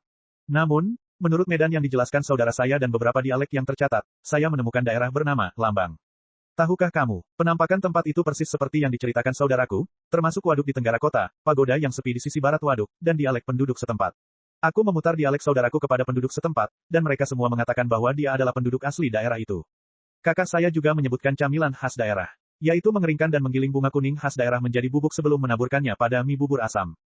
Rasanya asam dan manis serta memiliki rasa yang sangat unik. Ada banyak tempat di negara ini yang menyediakan mie bubur asam, tetapi hanya ada satu tempat yang menyediakan bubuk bunga kuning. Bahkan di kota-kota yang berjarak 30-50 km, tidak ada cara makan seperti itu. Saya belum pernah mendengar cara makan seperti itu di tempat-tempat yang jauh. Bab 3195, Kamp Konsentrasi Si Jenius. Li Yao merasakan bulu kuduknya merinding. Mereka saling berpandangan dan menyadari tatapan dingin masing-masing. Narasinya seseram cerita hantu di tengah malam. Li Yao seakan melihat gambar seseorang sedang menyanyikan lagu daerah dalam dialek lokal di samping waduk di kota terpencil di selatan, dan seorang gadis kebingungan menatap waduk dengan bunga kuning yang mengapung di atas air. Li Yao menggelengkan kepalanya keras untuk menenangkan dirinya. Tentu saja, ada banyak penjelasan yang masuk akal dan ilmiah untuk masalah ini. Misalnya, pelancong impian pernah melakukan perjalanan bisnis ke kota kecil di selatan ini, Chechuan, atau mungkin dia telah mengumpulkan adat istiadat dan medan setempat secara daring. Tapi kenapa? Mengapa dia menakut-nakuti saudara perempuannya sendiri dengan hal seperti itu padahal dia telah didiagnosis menderita skizofrenia? Semua hal itu tidak masuk akal. Selain itu masih ada, Bahtera. Li Yao bertanya dengan serius, ada apa dengan Yayasan ARK? Kau tidak mungkin mengirim saudaramu ke pusat psikoterapi ARK sejak awal, kan? Tentu saja tidak. Pihak lain berkata, pada awalnya, kami mengirim saudara kami ke rumah sakit setempat. Namun, rumah sakit kami adalah tempat yang kecil. Skala rumah sakit spesialis penyakit mental sangat kecil. Tingkat dokternya mungkin tidak terlalu tinggi. Orang-orang tidak tahu banyak tentang penyakit mental. Mereka hanya tahu konsep, orang gila. Rumah sakit kami hanya mengurung orang gila ini agar mereka tidak keluar dan membahayakan masyarakat serta menimbulkan masalah bagi keluarga mereka. Itu saja. Orang hanya bisa membayangkan betapa buruknya lingkungan perawatan itu. Saya sudah 3 kali ke tempat itu. Itu sama sekali bukan tempat untuk manusia. Ketika saya memikirkan saudara saya yang menderita di tempat itu, saya merasa seolah-olah hati saya telah teriris pisau. Saya ingin menangis tetapi tidak ada air mata. Tentu saja, kondisi rumah sakit jiwa di ibu kota provinsi lebih baik, tetapi saya telah membaca banyak berkas dan menemukan bahwa mereka tidak memiliki perawatan yang efektif untuk penyakit mental. Mereka hanya dapat memberikan perawatan konservatif. Paling-paling, lingkungannya lebih baik, dan perawatan-keperawatannya lebih standar. Jika saudaraku benar-benar gila, aku tidak akan bisa mengatakan apapun tentang hasil seperti itu. Namun, percakapan dengan Cuan membuatku curiga. Kecurigaan ini adalah satu-satunya alasan aku bersedia jujur kepadamu ketika aku menghubungi Ark Foundation. Setelah saya kembali dari Tancuan, saya mulai curiga terhadap segalanya. Saya tidak tahan lagi melihat saudara saya dikurung di rumah sakit jiwa dengan lingkungan yang keras, tetapi saya tidak punya pilihan lain. Oleh karena itu, saya menuliskan pengalaman saya dan mengirimkan permintaan bantuan. Oh, Liao tidak menyangka bahwa saudara perempuan, pelancong impian, akan memposting sesuatu tentang hal itu juga. Namun ketika dia memikirkannya, dia menyadari bahwa 99% kejadian menakjubkan yang muncul di internet setiap hari akan terkubur dalam pesan yang tidak valid dan karenanya tidak dapat dilihat olehnya. Beberapa hari kemudian, seorang wanita yang menyebut dirinya pekerja, Ark Foundation, menghubungi saya dan menanyakan tentang kondisi saudara saya, terutama perjalanan penyakitnya. Orang asing itu melanjutkan, setelah saya menceritakan semuanya, mereka mengatakan bahwa itu mungkin bukan skizofrenia, melainkan penyakit mental baru yang khusus. Pusat psikoterapi, yang berada di bawah nama yayasan mereka memiliki peluang 1:10.000 bahwa penyakit itu dapat disembuhkan. Bahkan jika penyakit itu tidak dapat disembuhkan, lingkungan perawatan mereka akan jauh lebih baik daripada rumah sakit daerah atau rumah sakit provinsi. Mereka akan berusaha memastikan bahwa pasien berada di lingkungan yang sangat nyaman dan perawatannya lebih standar dan menyeluruh. Benarkah begitu? Liao berpikir sejenak dan berkata, kedengarannya bagus. Pasti sangat mahal. Selain itu, pusat medis swasta seperti itu mungkin tidak akan diganti rugi. Apakah keluarga Anda sanggup membayar perawatan jangka panjang? Tidak, mereka tidak menginginkan uang. Pihak lain berkata, staf mengatakan bahwa sang kakak dapat ditempatkan dalam program medis amal. Semua biaya rumah sakit akan dibayar oleh Yayasan Ark, dengan biaya bahwa mereka mungkin mencoba beberapa perawatan medis mutakhir yang belum teruji pada sang kakak. Itu cukup bisa dimengerti. Bagaimana mereka dapat menyembuhkan penyakit seperti skizofrenia tanpa perawatan medis yang paling canggih dan berbahaya? Jadi, kamu setuju? Li Yao bertanya. Kami tidak punya solusi. Dokter itu kembali terisak. Saya tahu bahwa rencana perawatan yang diberikan oleh Yayasan Ark sangat berisiko dan bahkan memperlakukan saudara saya seperti tikus. Tetapi saudara saya sudah dalam kondisi yang sangat buruk saat itu. Dia mencoba bunuh diri 3 kali saat dirawat di rumah sakit. Dia menggigit pergelangan tangannya begitu keras hingga penuh memar karena dia tidak punya alat apapun. Terakhir kali, dia bahkan mematahkan urat nadi di pergelangan tangannya di tengah malam dan memasukkan tangannya ke dalam selimut agar tidak ada yang memperhatikan. Kalau tidak, dia hampir berhasil dalam ronde bangsal. Ketika dia sadar, dia mengatakan kepada saya bahwa dia tidak ingin mati, dia juga tidak ingin bunuh diri. Ada sesuatu yang mengendalikannya. Bayangannya mencoba membunuhnya. Apa yang bisa dilakukan rumah sakit setempat? Jika kami tidak ingin dia bunuh diri, kami hanya bisa menyuntikkan obat penenang berkekuatan tinggi ke dalam tubuhnya 24 jam sehari. Obat penenang semacam itu juga dapat menyebabkan kerusakan otak yang tidak dapat dipulihkan. Apa bedanya antara saudara saya dan kematian dalam 3 hingga 5 tahun? Melalui pemilik perusahaan saudaraku sebelumnya, seorang psikiater dari rumah sakit besar di ibu kota provinsi juga datang untuk berkonsultasi dengan saudaraku. Meskipun tidak disebutkan secara eksplisit, dapat dilihat bahwa mereka tidak memiliki rencana perawatan yang ditargetkan secara khusus. Bahkan jika mereka dikirim ke ibu kota provinsi, hasilnya akan tetap sama. Mengenakan pakaian dan obat penenang, dulu saudaraku adalah orang yang sangat cerdas dan sombong. Aku tidak ingin dia menjadi orang bodoh dan gila yang akan bunuh diri begitu saja selama sisa hidupnya. Selama ada secercah harapan, aku bersedia mencobanya. Lagi pula, aku sudah menyelidiki Yayasan Ark melalui banyak saluran, dan tidak ada masalah. Aku juga sudah mengunjungi kantor mereka dan pusat medis sementara secara langsung. Lingkungan di sana memang jauh lebih baik daripada rumah sakit daerah dan rumah sakit jiwa di ibu kota. Konon, banyak ahli mental dan neurologi terkenal yang akan berkonsultasi satu sama lain. Apa yang perlu dikhawatirkan? Ya, Nona Dong, Anda sudah melakukan yang terbaik. Li Yao dapat merasakan suaranya bergetar. Tidak mudah bagi seorang gadis yang baru saja memulai karirnya untuk melakukan begitu banyak hal bagi saudaranya. Ia bergegas menghiburnya dan berkata, kalau begitu, bisakah kau memberitahuku di mana saudaramu dirawat saat ini? Bisakah kau sering mengunjunginya? Saya khawatir itu tidak mungkin. Orang asing itu menjawab, kakak mungkin sedang tidak ada di negara ini sekarang. Tidak di negara ini. Li Yao berkedip cepat. Apa maksudmu? Yayasan Ark memiliki beberapa kantor dan pusat medis sementara di negara ini, tetapi pusat medis mereka yang sebenarnya berada di luar negeri. Mereka juga memiliki pesawat luar angkasa medis yang sangat canggih yang tampaknya telah dimodifikasi oleh kapal tanker super. Pesawat itu dapat menampung lebih dari 10.000 pasien pada saat yang bersamaan. Pihak lain berkata, staf Yayasan Ark memberitahu saya bahwa banyak metode pengobatan dan obat-obatan mereka, seperti intervensi otak manusia dengan nanoteknologi dan obat pemulihan saraf, yang diambil dari otak monyet, semuanya telah disetujui oleh organisasi medis di seluruh dunia. Karena banyak metode dan obat-obatan tersebut sangat kontroversial dan bahkan berisiko secara etis seperti domba cloning di masa lalu, sangat sulit bagi mereka untuk disetujui oleh lembaga medis negara lain dalam waktu 3 hingga 5 tahun. Artinya, mereka tidak dapat mendirikan lembaga medis di wilayah negara-negara besar, tidak dapat pula melakukan kegiatan di bidang pengobatan, penjualan obat-obatan, dan sebagainya. Oleh karena itu, mereka menempuh cara tersebut dan menggunakan kapal antariksa yang terdaftar di Republik Jawa sebagai rumah sakit keliling mereka untuk menghindari masalah hukum. Hal-hal itu sudah dijelaskan kepada kami sebelumnya, termasuk risikonya. Kami memahami semuanya dan menghormati pendapat kami sebaik mungkin. Keluarga kami berpikir lama sebelum kami mengirim saudara kami ke Ark Foundation. Meskipun saya tidak bisa sering bertemu dengan saudara saya, kami melakukan panggilan video kepadanya setiap minggu. Saya dapat melihat bahwa saudara saya jauh lebih baik setelah hanya beberapa minggu menjalani perawatan. Berat badannya bertambah, dan kulitnya lebih gelap dari sebelumnya. Dia tampak ceria seperti sebelumnya lagi. Apa yang perlu dikhawatirkan sekarang karena perawatannya sangat efektif. Itu menjelaskan banyak hal. Sebuah pesawat luar angkasa medis yang datang dan pergi tanpa jejak. Liao menyipitkan matanya dan bertanya, apakah kamu yakin saudaramu yang berbicara denganmu melalui panggilan video? Sekarang penyakitnya sudah sembuh, apakah kamu mengatakan kapan dia akan sembuh dan kembali ke rumah? Tentu saja aku yakin. Dia adalah saudaraku. Orang asing itu tertawa. Apakah Anda curiga ada yang berpura-pura menjadi saudara saya? Mengapa? Saudara saya bukan orang penting. Soal kapan kita pulang, saya sudah pernah bertanya kepadanya, tetapi dia mengatakan bahwa Yayasan Ark tidak hanya mengobati penyakit mental. Bidang penelitian utama mereka adalah batas otak manusia. Mereka percaya bahwa hanya ada garis tipis antara seorang jenius dan orang gila. Hanya dengan memulai dengan otak yang tampaknya gila, kita dapat menembus batas kecerdasan dan jiwa manusia. Singkatnya, Yayasan Ark telah mengumpulkan banyak elit dari seluruh dunia. Kakak saya telah mendapatkan banyak teman baik di sana, dan ada kemungkinan dia akan tinggal dan bekerja di Yayasan Ark. Skizofrenia kakak saya telah tercatat di rumah sakit. Akan sulit bagi perusahaan-perusahaan besar dalam negeri untuk merekrut orang seperti itu yang telah gila, bukan? Jika memungkinkan baginya untuk tinggal dan bekerja di Yayasan Ark setelah dia pulih, keluarga saya tidak akan keberatan. Dimengerti. Terima kasih, Nona Dong. Liao mengucapkan terima kasih dengan sungguh-sungguh. Kemudian, ia bertanya kepadanya tentang para pekerja Yayasan Ark. Namun, kedengarannya tidak berbeda dari fasilitas medis biasa. Pada akhirnya, Liao hanya mencatat alamat beberapa kantor Yayasan Ark dan pusat medis sementara. Setelah mengucapkan terima kasih lagi, ia menutup telepon. Bab 3196, bersiap untuk beraksi. Liao dan Zhang Danyu saling menatap. Apa yang harus saya lakukan selanjutnya? Zhang Danyu bertanya. Pertama-tama, mari kita pastikan 3 hal. Pertama, ini adalah dunia tempat kekuatan super ada. Apapun yang tampak tidak masuk akal dan ilmiah bisa saja terjadi. Apakah Anda setuju? Li Yao bertanya. Sepakat. Zhang Danyu mengangguk dengan sungguh-sungguh. Ia menunjuk kantong plastik kosong dan berkata, kamu telah memakan rotiku yang seharga $100. Jangan terlalu picik. Aku sudah berusaha sekuat tenaga untuk menahannya. Kedua, jelas bukan kebetulan bahwa Ark Foundation menemukanmu dan Traveler Dream di waktu yang sama, kan? Kemungkinan besar ini adalah organisasi yang mengkhususkan diri dalam mencari orang-orang berkekuatan super. Mengenai apakah mereka baik atau jahat, dan apa yang akan mereka lakukan ketika mereka menemukan orang-orang berkekuatan super, tidak ada yang tahu. Liao berkata, tapi kita harus bersiap untuk yang terburuk, bukan?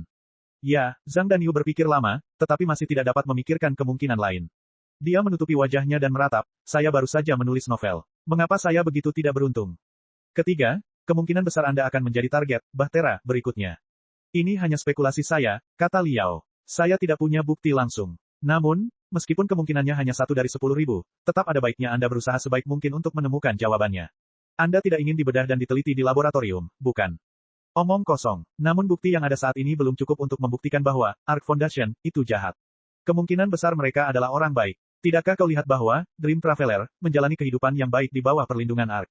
Ya, ini yang akan kita cari tahu selanjutnya. Liao menjentikkan jarinya dan berkata, baiklah. Sekarang setelah kita mencapai konsensus pada 3 poin tersebut, izinkan saya memberikan saran saya sarankan Anda menghubungi Yayasan Ark. Apa? Zhang Danyu melompat. Kamu gila atau aku? Aku tidak akan menghubungi mereka. Dengan asumsi bahwa Yayasan Ark itu jahat, tidak mungkin kita bisa lolos dari mereka. Aku jamin, seiring berjalannya waktu, orang-orang Ark akan mengumpulkan lebih banyak informasi tentangmu dan bahkan aku dan menyusun rencana tindakan yang sempurna untuk melawan kita. Saat itu, kita tidak akan punya rahasia sama sekali dan akan berada di bawah kekuasaan mereka. Inilah kerugian berada dalam kegelapan sementara mereka berada dalam terang. Liao membuka tangannya dan berkata, tetapi sekarang, sehari setelah aku menghubungimu, Yayasan Ark seharusnya masih tidak menyadari keberadaanku. Selama kamu menghubungi mereka atau bahkan memasuki markas rahasia Yayasan Ark, aku akan punya cara untuk menyelinap masuk dan melindungimu secara rahasia. Bahkan jika kamu dipotong-potong dan dibedah untuk penelitian, aku pasti akan membalaskan dendammu, Master Niu. Zhang Danyu menatap Liao lama sekali. Ini sama sekali tidak lucu. Secara keseluruhan, berkat bukanlah kutukan. Kutukan tidak dapat dihindari. Ini adalah satu-satunya kesempatan kita. Saya tidak bisa merahasiakan identitas saya terlalu lama, kata Liao. Jika Anda ingin mengambil tindakan saat Yayasan ARK mengetahui segalanya tentang saya, sudah terlambat. Tunggu, Zhang Danyu bertanya, bagaimana jika Yayasan ARK bersikap ramah? Jika Yayasan ARK baik, bagaimana pencipta dunia fantasi bisa mati? Liao berkata, bahkan jika beberapa dari mereka tiba-tiba sakit dan beberapa meninggal karena kecelakaan, paling tidak, Bapak Cincin Galiot terbunuh oleh tembakan. Penembak itu mengakui bahwa mereka berasal dari organisasi bernama Apokalipse. Organisasi itu pasti jahat. Untuk menghindari bahaya serius dari Apokalipse, lebih baik mencari perlindungan dari Yayasan ARK sesegera mungkin. Kedengarannya masuk akal. Zhang Danyu berkata, hei, mengapa aku merasa pikiranmu semakin tajam dan tekadmu semakin kuat? Kedua matamu bersinar seperti dua bola lampu. Semua ini karenamu, Master Niu. Bagaimana aku harus mengatakannya? Aku merasa bahwa kamu adalah bintang, dan aku adalah planet. Ada ketertarikan yang tak dapat dijelaskan di antara kita. Semakin aku mengenalmu, semakin aku mengingat banyak hal. Naluri, yang luar biasa bahkan muncul dari kedalaman setiap selku. Liao memanaskan tangan dan kakinya dengan kecepatan super tinggi yang tidak terlihat oleh mata telanjang. Tinjunya menembus udara dan bahkan mengeluarkan cahaya putih yang jelas. Berhenti, Zhang Danyu berkata, saya tidak akan pernah memiliki ketertarikan yang tidak dapat dijelaskan dengan pria berotot seumur hidup saya. Katakan saja apa yang harus saya lakukan selanjutnya. Mari kita lakukan persis seperti itu. Pikiran Liao menjadi sangat jernih.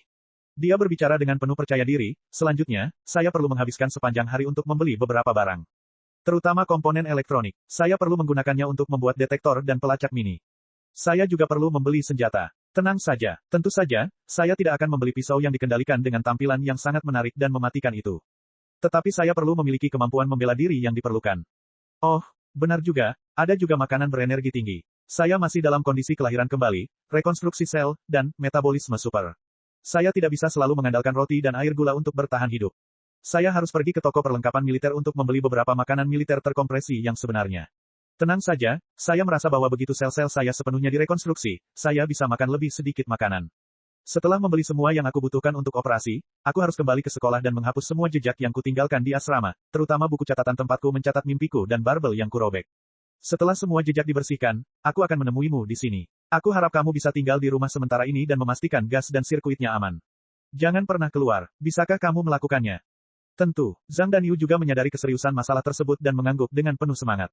Bus, kereta api, dan pesawat terlalu terbuka. Saya berencana untuk menyewa satu dan memodifikasinya sendiri. Pada saat kami pindah, kemungkinan kami ketahuan akan jauh lebih kecil.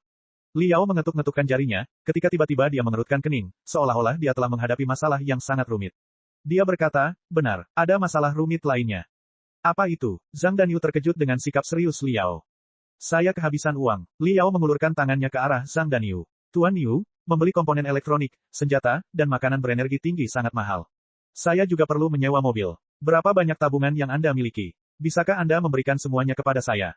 Ah, Zhang Danyu tercengang. Dia menatap tangan Liao dengan tak percaya. Kamu tidak punya uang. Benar sekali. Saya seorang mahasiswa, dan saya tidak punya penghasilan. Selama seminggu terakhir, saya sudah menghabiskan semua uang saya. Liao berkata, ketika orang tua saya meninggal, mereka meninggalkan saya sebuah rumah kecil di kota kelahiran saya, tetapi saya tidak punya banyak uang untuk menyewanya.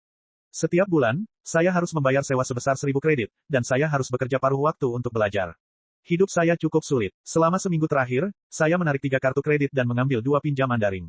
Saya benar-benar tidak punya uang lagi. Master Niu, Anda telah menjelajahi dunia sastra daring selama bertahun-tahun. Anda pasti punya tabungan. Berapa banyak yang Anda miliki?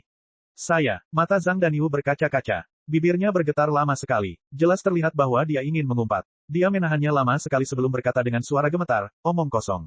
Kalau aku punya uang, apa aku masih akan tinggal di tempat seperti ini? Aku tidak punya uang. Aku benar-benar tidak punya uang. Aku hanya punya sisa 20.000 dolar. Aku belum membayar sewa untuk kuartal berikutnya. 20.000 sudah cukup. Liao berkata, lagi pula, kamu tidak punya istri. Untuk apa kamu butuh istri? Zhang Danyu, Liao, aku akan membunuhmu. Aku akan membunuhmu di novel. Serius, aku akan membunuhmu di 40.000 tahun kultivasi. Jangan gegabah, Master Niu. Operasi kita hanya akan berhasil atau gagal. Liao berkata, jika kau berhasil, kemungkinan besar kau akan mampu memecahkan rahasia utama tentang rencana burung nasar dan asal mula bumi. Kau bahkan mungkin mampu menyelamatkan seluruh planet. Jika berhasil, 20.000 kredit tidak ada apa-apanya. Tidaklah tidak masuk akal untuk menawarkanmu 100 atau bahkan 1.000 kali lebih banyak sebagai balasannya. Benar, Zhang Danyu berpikir sejenak. Bagaimana kalau gagal? Jika kita gagal, kita berdua mungkin akan ditangkap dan dibedah oleh ARK Foundation atau Apocalyptic Organization. Liao berkata, jika begitu, apa gunanya kamu menyimpan 20.000 kredit untuk istrimu? Petik 2, Zhang Danyu menarik napas dalam-dalam. Coba saya pikirkan. Saya harus berpikir dengan sangat tenang. Apakah Anda benar-benar mencoba menipu saya sebesar 20.000 dolar dengan alasan yang buruk seperti itu? Li Yao tersenyum. Itu adalah senyum yang penuh percaya diri dan mampu menekan segalanya. Tuan Niu, dia mengambil ensiklopedia itu dari tanah, yang belum dia sobek, dan menusukkan jarinya ke dalamnya. Urat-urat di lengan dan lehernya menonjol keluar, dan dia merobek kamus itu, yang lebih keras dari batu bata, menjadi 2 bagian. Dengan baik, Zhang Danyu melihat kamus yang dipotong rapi itu. Masih ada 10 lekukan dalam yang masih mengeluarkan bau terbakar. Dia terdiam lama sekali. Tuan Niu, sekarang Anda seharusnya sudah jelas kekuatan mengerikan apa yang telah Anda bangkitkan, bukan? Li Yao menyeringai mengerikan. Berikan aku uangnya sekarang. Apakah ini dianggap perampokan? Zhang Danyu berteriak putus asa, ini harus dihitung sebagai perampokan. Bumi akan mengingatmu. Li Yao menyambar kartu bank dari tangan Zhang Danyu dan berkata dengan sungguh-sungguh, 6 miliar warga bumi akan mengingat 20.000 kredit dana pemberontakan Anda. Meninggalkan rumah penulis, Li Yao langsung menuju pasar komponen elektronik terbesar di kota Jiangnan. Dengan terbangunnya sel-sel otak dan jiwanya, informasi yang tak terhitung jumlahnya tentang pemurnian dan pemeliharaan dari 4 universitas kultivator membanjiri otaknya setiap detik. Meskipun dunia kultivator berbeda dari dunia bumi, peralatan magis dan produk elektronik memiliki prinsip yang sama. Li Yao tidak bermaksud membuat produk elektronik yang rumit. Itu hanyalah alat deteksi dan pelacak sederhana yang sama sekali tidak sulit baginya. Bab 3197, Kekuatan Luar Biasa. Setelah membeli beberapa komponen paling dasar dalam jumlah besar, yang cukup baginya untuk memproduksi sekitar selusin detektor, pelacak, dan alarm, Li Yao pergi ke pasar perangkat keras material konstruksi yang tidak jauh dari sana. Meskipun dia telah memberitahu Zhang Danyu bahwa dia akan membeli senjata, dia tidak bermaksud membeli pisau atau senjata terlarang. Pertama, ia tidak memiliki saluran yang relevan untuk menemukan pisau atau senjata yang dikendalikan. Meskipun tidak sulit baginya untuk menemukan apa yang disebut pasar gelap bawah tanah, dengan kemampuan dan kemampuan komputasinya saat ini, bagaimana ia dapat memecahkan masalah transportasi dan penggunaan. Di sebagian besar negara di dunia, senjata api masih sangat sensitif. Senjata api dapat menyebabkan masalah yang tak berkesudahan, baik dalam kepemilikan maupun penggunaan. Ark Foundation, yang misterius dan Apocalyptic Organization, yang bahkan lebih misterius lagi melibatkan sumber daya dan kekuatan yang sangat besar. Bahkan jika Li Yao mempersenjatai dirinya sendiri dan membawa 3 hingga 5 meriam berat, dia tetap tidak akan sebanding dengan mereka. Senjata sama sekali tidak berguna melawan orang-orang berkekuatan super. Di sisi lain, selama dia bisa lebih merangsang kekuatan kultivasi di dalam tubuhnya, bahkan jika itu adalah alat biasa yang tidak akan menimbulkan kecurigaan apapun, itu masih akan mampu menampilkan kekuatan penghancur yang bahkan lebih besar daripada peluru. Li Yao membeli sejumlah paku dengan panjang dan ukuran berbeda dari pasar material konstruksi. Paku-paku itu seberat peluru. Kemudian, ia membeli kotak peralatan khusus impor berisi obeng dan peralatan lainnya. Dengan kekuatannya yang luar biasa, peralatan itu sama bagusnya dengan belati militer. Yang terpenting, benda-benda ini sama sekali tidak takut diperiksa. Meskipun benda-benda itu mungkin tidak dapat mengirimnya ke kereta atau pesawat, ia dapat menyimpannya di bagasi mobil jika ia bertemu dengan pos pemeriksaan. Setelah berpikir sejenak, Li Yao membeli beberapa set pakaian kerja keras, sarung tangan kerja, dan sepatu bot karet untuk dirinya dan Zhang Danyu. Dalam buku, sebagian besar teknik dirilis dalam bentuk bola api atau busur listrik. Pakaian anti panas, pakaian berinsulasi, dan sepatu bot karet dapat mengurangi kerusakan teknik seminimal mungkin. Kemudian, Li Yao membeli beberapa rompi listrik, jenis yang memiliki banyak kantong, serta beberapa ikat pinggang kulit yang sangat kuat yang dapat menggantung obeng berbagai ukuran dan tas kulit yang diisi dengan paku. Kantong-kantong di sekujur tubuhnya juga dapat menyimpan banyak makanan berenergi tinggi, yang akan membantunya pulih selama jeda pertempuran dan memastikan kemampuan tempurnya yang berkelanjutan. Akhirnya, Li Yao membeli 2 tas kanvas yang sangat besar, memasukkan semua barang ke dalamnya, dan meninggalkan pasar perkakas bahan bangunan. Setelah memperkenalkan forum olahraga yang terkenal, ia pergi ke klub olahraga luar ruangan yang sangat terkenal di kota Jiangnan dan membeli sejumlah besar energi bar dan energi cewing. Batangan energi dipadatkan dari berbagai kacang, coklat, dan bahan berenergi tinggi. Panas yang terkandung dalam volume yang sama beberapa kali lebih banyak daripada biskuit militer yang dipadatkan. Kunyah energi juga merupakan tonik penting untuk olahraga berenergi tinggi seperti maraton dan triathlon. Batang kecil cukup untuk membuat atlet tetap bugar selama setengah jam hingga 1 jam dalam kondisi kelelahan ekstrim. Meskipun mahal, itu adalah pilihan terbaik Li Yao ketika dia tidak memiliki obat nutrisi dan obat penguat dari. Batangan energi dan permen energi saja sudah menghabiskan puluhan ribu dolar. Li Yao bahkan tidak peduli. Untuk menyelamatkan planet ini, ia harus menghabiskan apa yang ia butuhkan. Kecil, tidak pernah ada dalam kamusnya. Setelah membeli semuanya, Li Yao berbalik 3 kali dan pergi ke kawasan industri di pinggiran utara kota Jiangnan. Dulunya merupakan kawasan industri berat yang sangat terkenal di kota Jiangnan. Di sana terdapat pangkalan peleburan baja berskala besar. Namun, dengan terbentuknya konsep pembangunan, kota dengan lembaga keuangan dan kota dengan kekuatan real estate, kawasan industri di pinggiran utara tersebut mengalami kemunduran. Saat ini, perusahaan-perusahaan industri berat seperti pabrik pembuatan baja dan pabrik pengolahan yang berafiliasi telah pindah dan tutup. Yang tersisa hanyalah pabrik kosong dan labirin pipa-pipa rumit yang menunggu untuk dihancurkan dan dilelang. Li Yao pernah melihat tempat ini di berita, dan itu meninggalkan kesan yang mendalam padanya. Itu adalah tempat yang paling cocok untuk pelatihannya. Meskipun pabrik baja yang ditinggalkan itu dijaga oleh beberapa penjaga dan petugas keamanan tua, distrik pabrik yang luas itu seperti kota kecil dan tidak dapat dikelola. Di zaman sekarang, besi tua dan tembaga tidak begitu berharga. Hanya sedikit orang yang datang ke sini untuk mencuri barang, jadi mereka hanya berkumpul di ruang penerima tamu untuk bermain kartu. Liao seperti daun transparan saat dia diam-diam melayang ke pabrik baja yang ditinggalkan itu. Tidak ada yang memperhatikannya. Jauh di dalam pabrik baja, Liao menemukan area yang dipenuhi pipa-pipa dan tanur sembur di mana-mana. Ia mengerahkan seluruh inderanya dan memastikan tidak ada yang mengikuti atau memata-matainya. Kemudian, ia mengenakan sepatu bot karet, pakaian berinsulasi, dan rompi teknisi listrik, mengisi sakunya dengan paku besi dan gel energi. Awalnya, ia melompat-lompat di tanah, merasakan efek beban berat pada tubuhnya. Setelah pemanasan, ia berjongkok sedikit dan berlari cepat beberapa langkah ke depan. Dengan semburan kekuatan di kakinya, sel-sel di dalam tubuhnya meledak dengan suara, papa. Seluruh tubuhnya melayang ke udara dan benar-benar melesat menuju sebuah tabung yang berada 5-6 meter di udara. Melihat dirinya hanya berjarak setengah meter dari tabung itu dan momentumnya telah habis dan dia akan jatuh, Liao melambaikan tangan kanannya tanpa ragu-ragu dan menangkap sebuah topi dengan jari telunjuknya. Huci. Liao bergoyang di udara sambil menghirup udara yang penuh dengan bau karat. Kenangan yang sudah dikenalnya menyebar seperti tinta yang pekat. Baunya mengingatkannya pada kuburan peralatan sihir di masa lalu. Bau karat yang menyengat sama seperti yang tercium dari kedalaman tumpukan sampah. Ini aku, Liao bergumam pada dirinya sendiri, inilah diriku yang sebenarnya. Sejauh matanya memandang, matanya tampak telah berubah menjadi mesin sinar X. Segala sesuatu dalam pandangannya menjadi jelas dan transparan. Seluruh pabrik baja yang terbengkalai telah berubah menjadi peta 3D. Dia dapat dengan mudah membedakan titik-titik yang paling rentan dan tabung-tabung yang cocok untuk merangkak. Terlebih lagi, di pinggiran pabrik baja yang terbengkalai itu, suara gelak tawa para satpam dan penjaga gerbang, serta suara langkah kaki dan cipratan air kencing satpam, terdengar jelas. Dengan senyum samar di wajahnya, kekuatan yang tak dapat dijelaskan mengalir keluar dari pembuluh darah yang menonjol di seluruh tubuh Liao dan disalurkan ke jari telunjuknya yang menopang tubuhnya. Dia melengkungkan jari telunjuknya dan mengulurkan lengannya. Dia terlempar lebih dari 10 meter dan melompat ke tabung lain. Sungguh menenangkan, bahkan lebih alami daripada berjalan dan berlari. Liao melompat-lompat di antara pipa-pipa, struktur baja, dan tungku pembakaran seperti seekor monyet raksasa. Ia melompat-lompat, dan melakukan berbagai gerakan mendebarkan yang bahkan tidak dapat dilakukan oleh atlet ekstrim. Terkadang, ia melintasi jarak 30 hingga 50 meter dan mendarat dengan ringan di tanah dari tungku pembakaran. Di waktu lain, ia mengandalkan kekuatan 1 atau 2 jari untuk mengayunkan dirinya melalui sudut-sudut yang sangat berbahaya.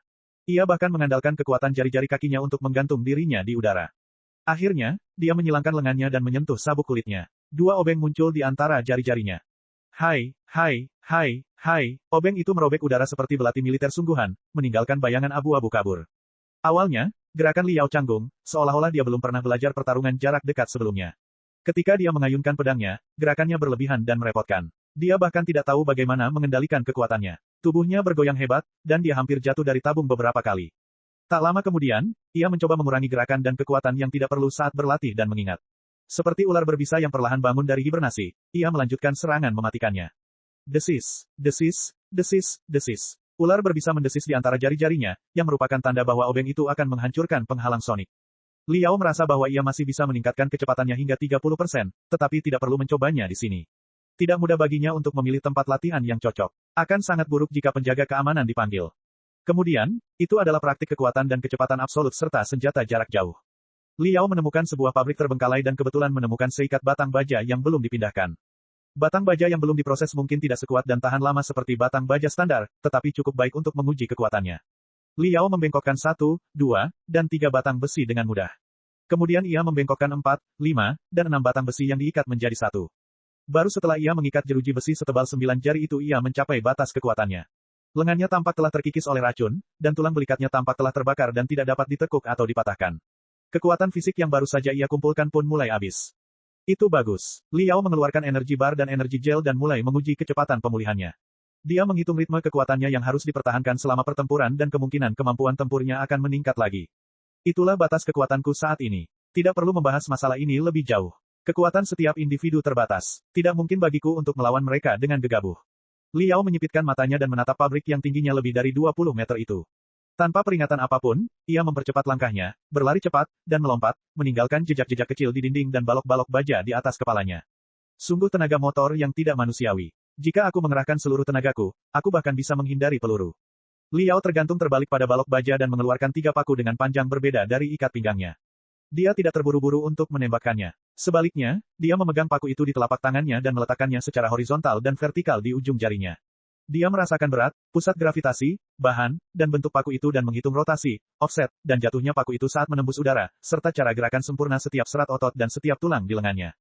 Meskipun ia belum bertindak, ia telah menancapkan paku itu ke otaknya 30 hingga 50 kali, 300 hingga 500 kali, 3 hingga 5.000 kali, menghitung dan mengoreksinya berulang kali. Data yang tak terhitung jumlahnya berhamburan di dalam sel-sel otaknya. Ketemu, mata Liao yang setengah tertutup tiba-tiba terbuka, memancarkan cahaya yang lebih tajam dari kuku. Lengannya seperti ular boa aneh yang baru saja berganti kulit dan lebih fleksibel dan kuat dari sebelumnya. Ini rencana yang sempurna. Bab 3198, Mutasi. Dalam sekejap mata, lengan kanan Liao berubah dari ular piton raksasa menjadi cambuk. Dengan suara, bang, yang renyah dan merdu, 3 paku di telapak tangannya melesat keluar seperti pecahan 3 meteorit. Paku di tengah berjalan dalam garis lurus, mengeluarkan siulan yang lebih tajam dari peluru. 2 paku di kiri dan kanan menggambar lengkungan yang menyedihkan, menyegel rute pelarian imajiner musuh. 0,1 detik kemudian, 3 paku melesat satu demi satu ke dinding pabrik. Semudah sumpit menusuk tahu. Liao tidak berhenti. Sebaliknya, ia mengeluarkan paku dari sakunya dan menembakkannya ke dinding di depannya. Saat ia menembak, ia mengoreksi kesalahan antara otot dan fasianya serta menyesuaikan lintasan tembakannya. Ia juga membayangkan segala macam keadaan darurat dan darurat untuk melatih kecepatan dan ketepatannya dalam posisi yang salah.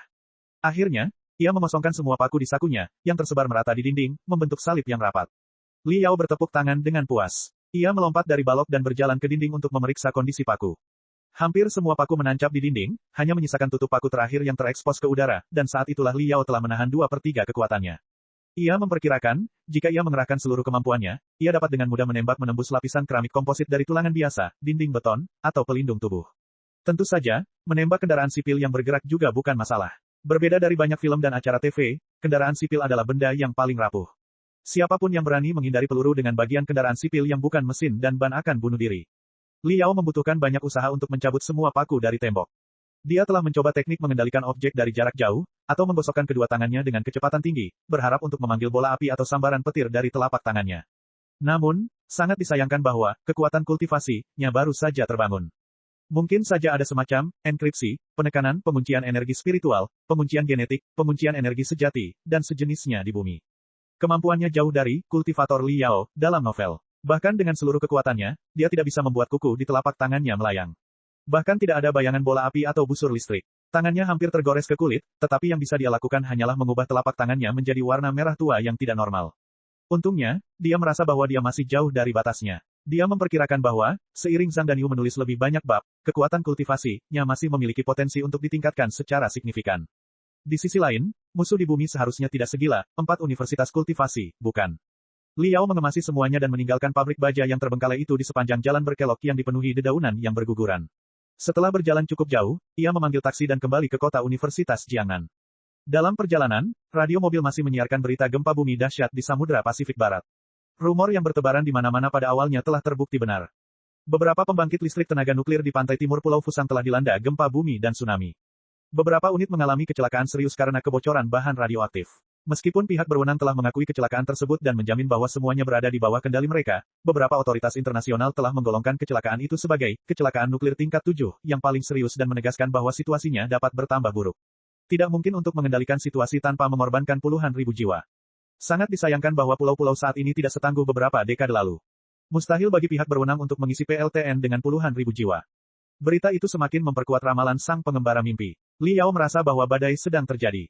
Jika gempa bumi terdahsyat di Pasifik Barat belum berakhir, gempa bumi yang lebih dahsyat lagi yang dapat menenggelamkan semua pulau akan segera terjadi. Bukan hanya lingkar Pasifik yang akan terkena dampaknya, tetapi juga seluruh bumi. Liao kembali ke asramanya dengan berat hati. Ia mendapati pintunya terbuka sedikit. Tawa Zhao Kai terdengar dari dalam. Hatinya tak dapat ditenangkan saat dia memikirkan bagaimana dia bisa menjelaskan kepada Zhao Kai tentang 2 tas besar yang dibawanya. Namun, ketika dia mendorong pintu hingga terbuka dan masuk, dia mendapati Zhao Kai sedang menelepon sambil menghadap ke dinding. Tidak diketahui lelucon macam apa yang diucapkan pihak lain, tetapi itu membuatnya tertawa terbahak-bahak. Dia sama sekali tidak menyadari perilaku aneh Liao. Liao merasa agak lega. Ia segera mengemasi barang-barangnya, terutama yang berpotensi mengungkap keunikannya, dan mengemasi laptopnya. Sekarang setelah semuanya selesai, dia merasa agak lega. Dia mengeluarkan ponselnya dan melihat jam. Saat itu pukul 5 sore. Dia telah menyelesaikan banyak hal dalam 1 hari. Semuanya berjalan dengan baik. Namun, Liao melihat pemberitahuan yang muncul di bagian atas ponselnya. Bab lain telah diperbarui. Beberapa hari yang lalu, dia telah menghapus seluruh aplikasi bacaan. Namun, setelah membicarakannya dengan Zhang Danyu di pagi hari, dia telah memasang kembali aplikasi bacaan tersebut. Dia hanya mengumpulkan dan berlangganan satu buku, dan bahkan telah membuka pemberitahuan pembaruan. Liao membuka antarmuka baca dan memeriksa direktori dengan saksama. Ia menemukan bahwa Zhang Danyu tidak hanya mengunggah semua bab yang ditulisnya selama tidur sambil berjalan tadi malam, ia juga menulis 2 bab baru sementara otak, jari, dan pantatnya terasa sangat sakit. Tidak mungkin orang ini tidur sambil berjalan lagi di siang hari, kan? Atau pikirannya benar-benar sedang kacau. Liao memiringkan kepalanya dan berpikir sejenak. Atau mungkin, memang ada semacam hubungan misterius di antara kita. Kita seperti magnet atau keterikatan kuantum. Begitu kita berdua saling berhubungan, mudah bagi kita untuk mengaktifkan kekuatan super masing-masing. Ketika aku membaca novelnya, kekuatan kultivasi di dalam tubuhku perlahan-lahan terbangun, dan ketika dia bertemu denganku, dia akan terinspirasi dan menerima lebih banyak wahyu. Sial, aku lupa memberitahunya bahwa dia seharusnya tidak mengunggah bab itu.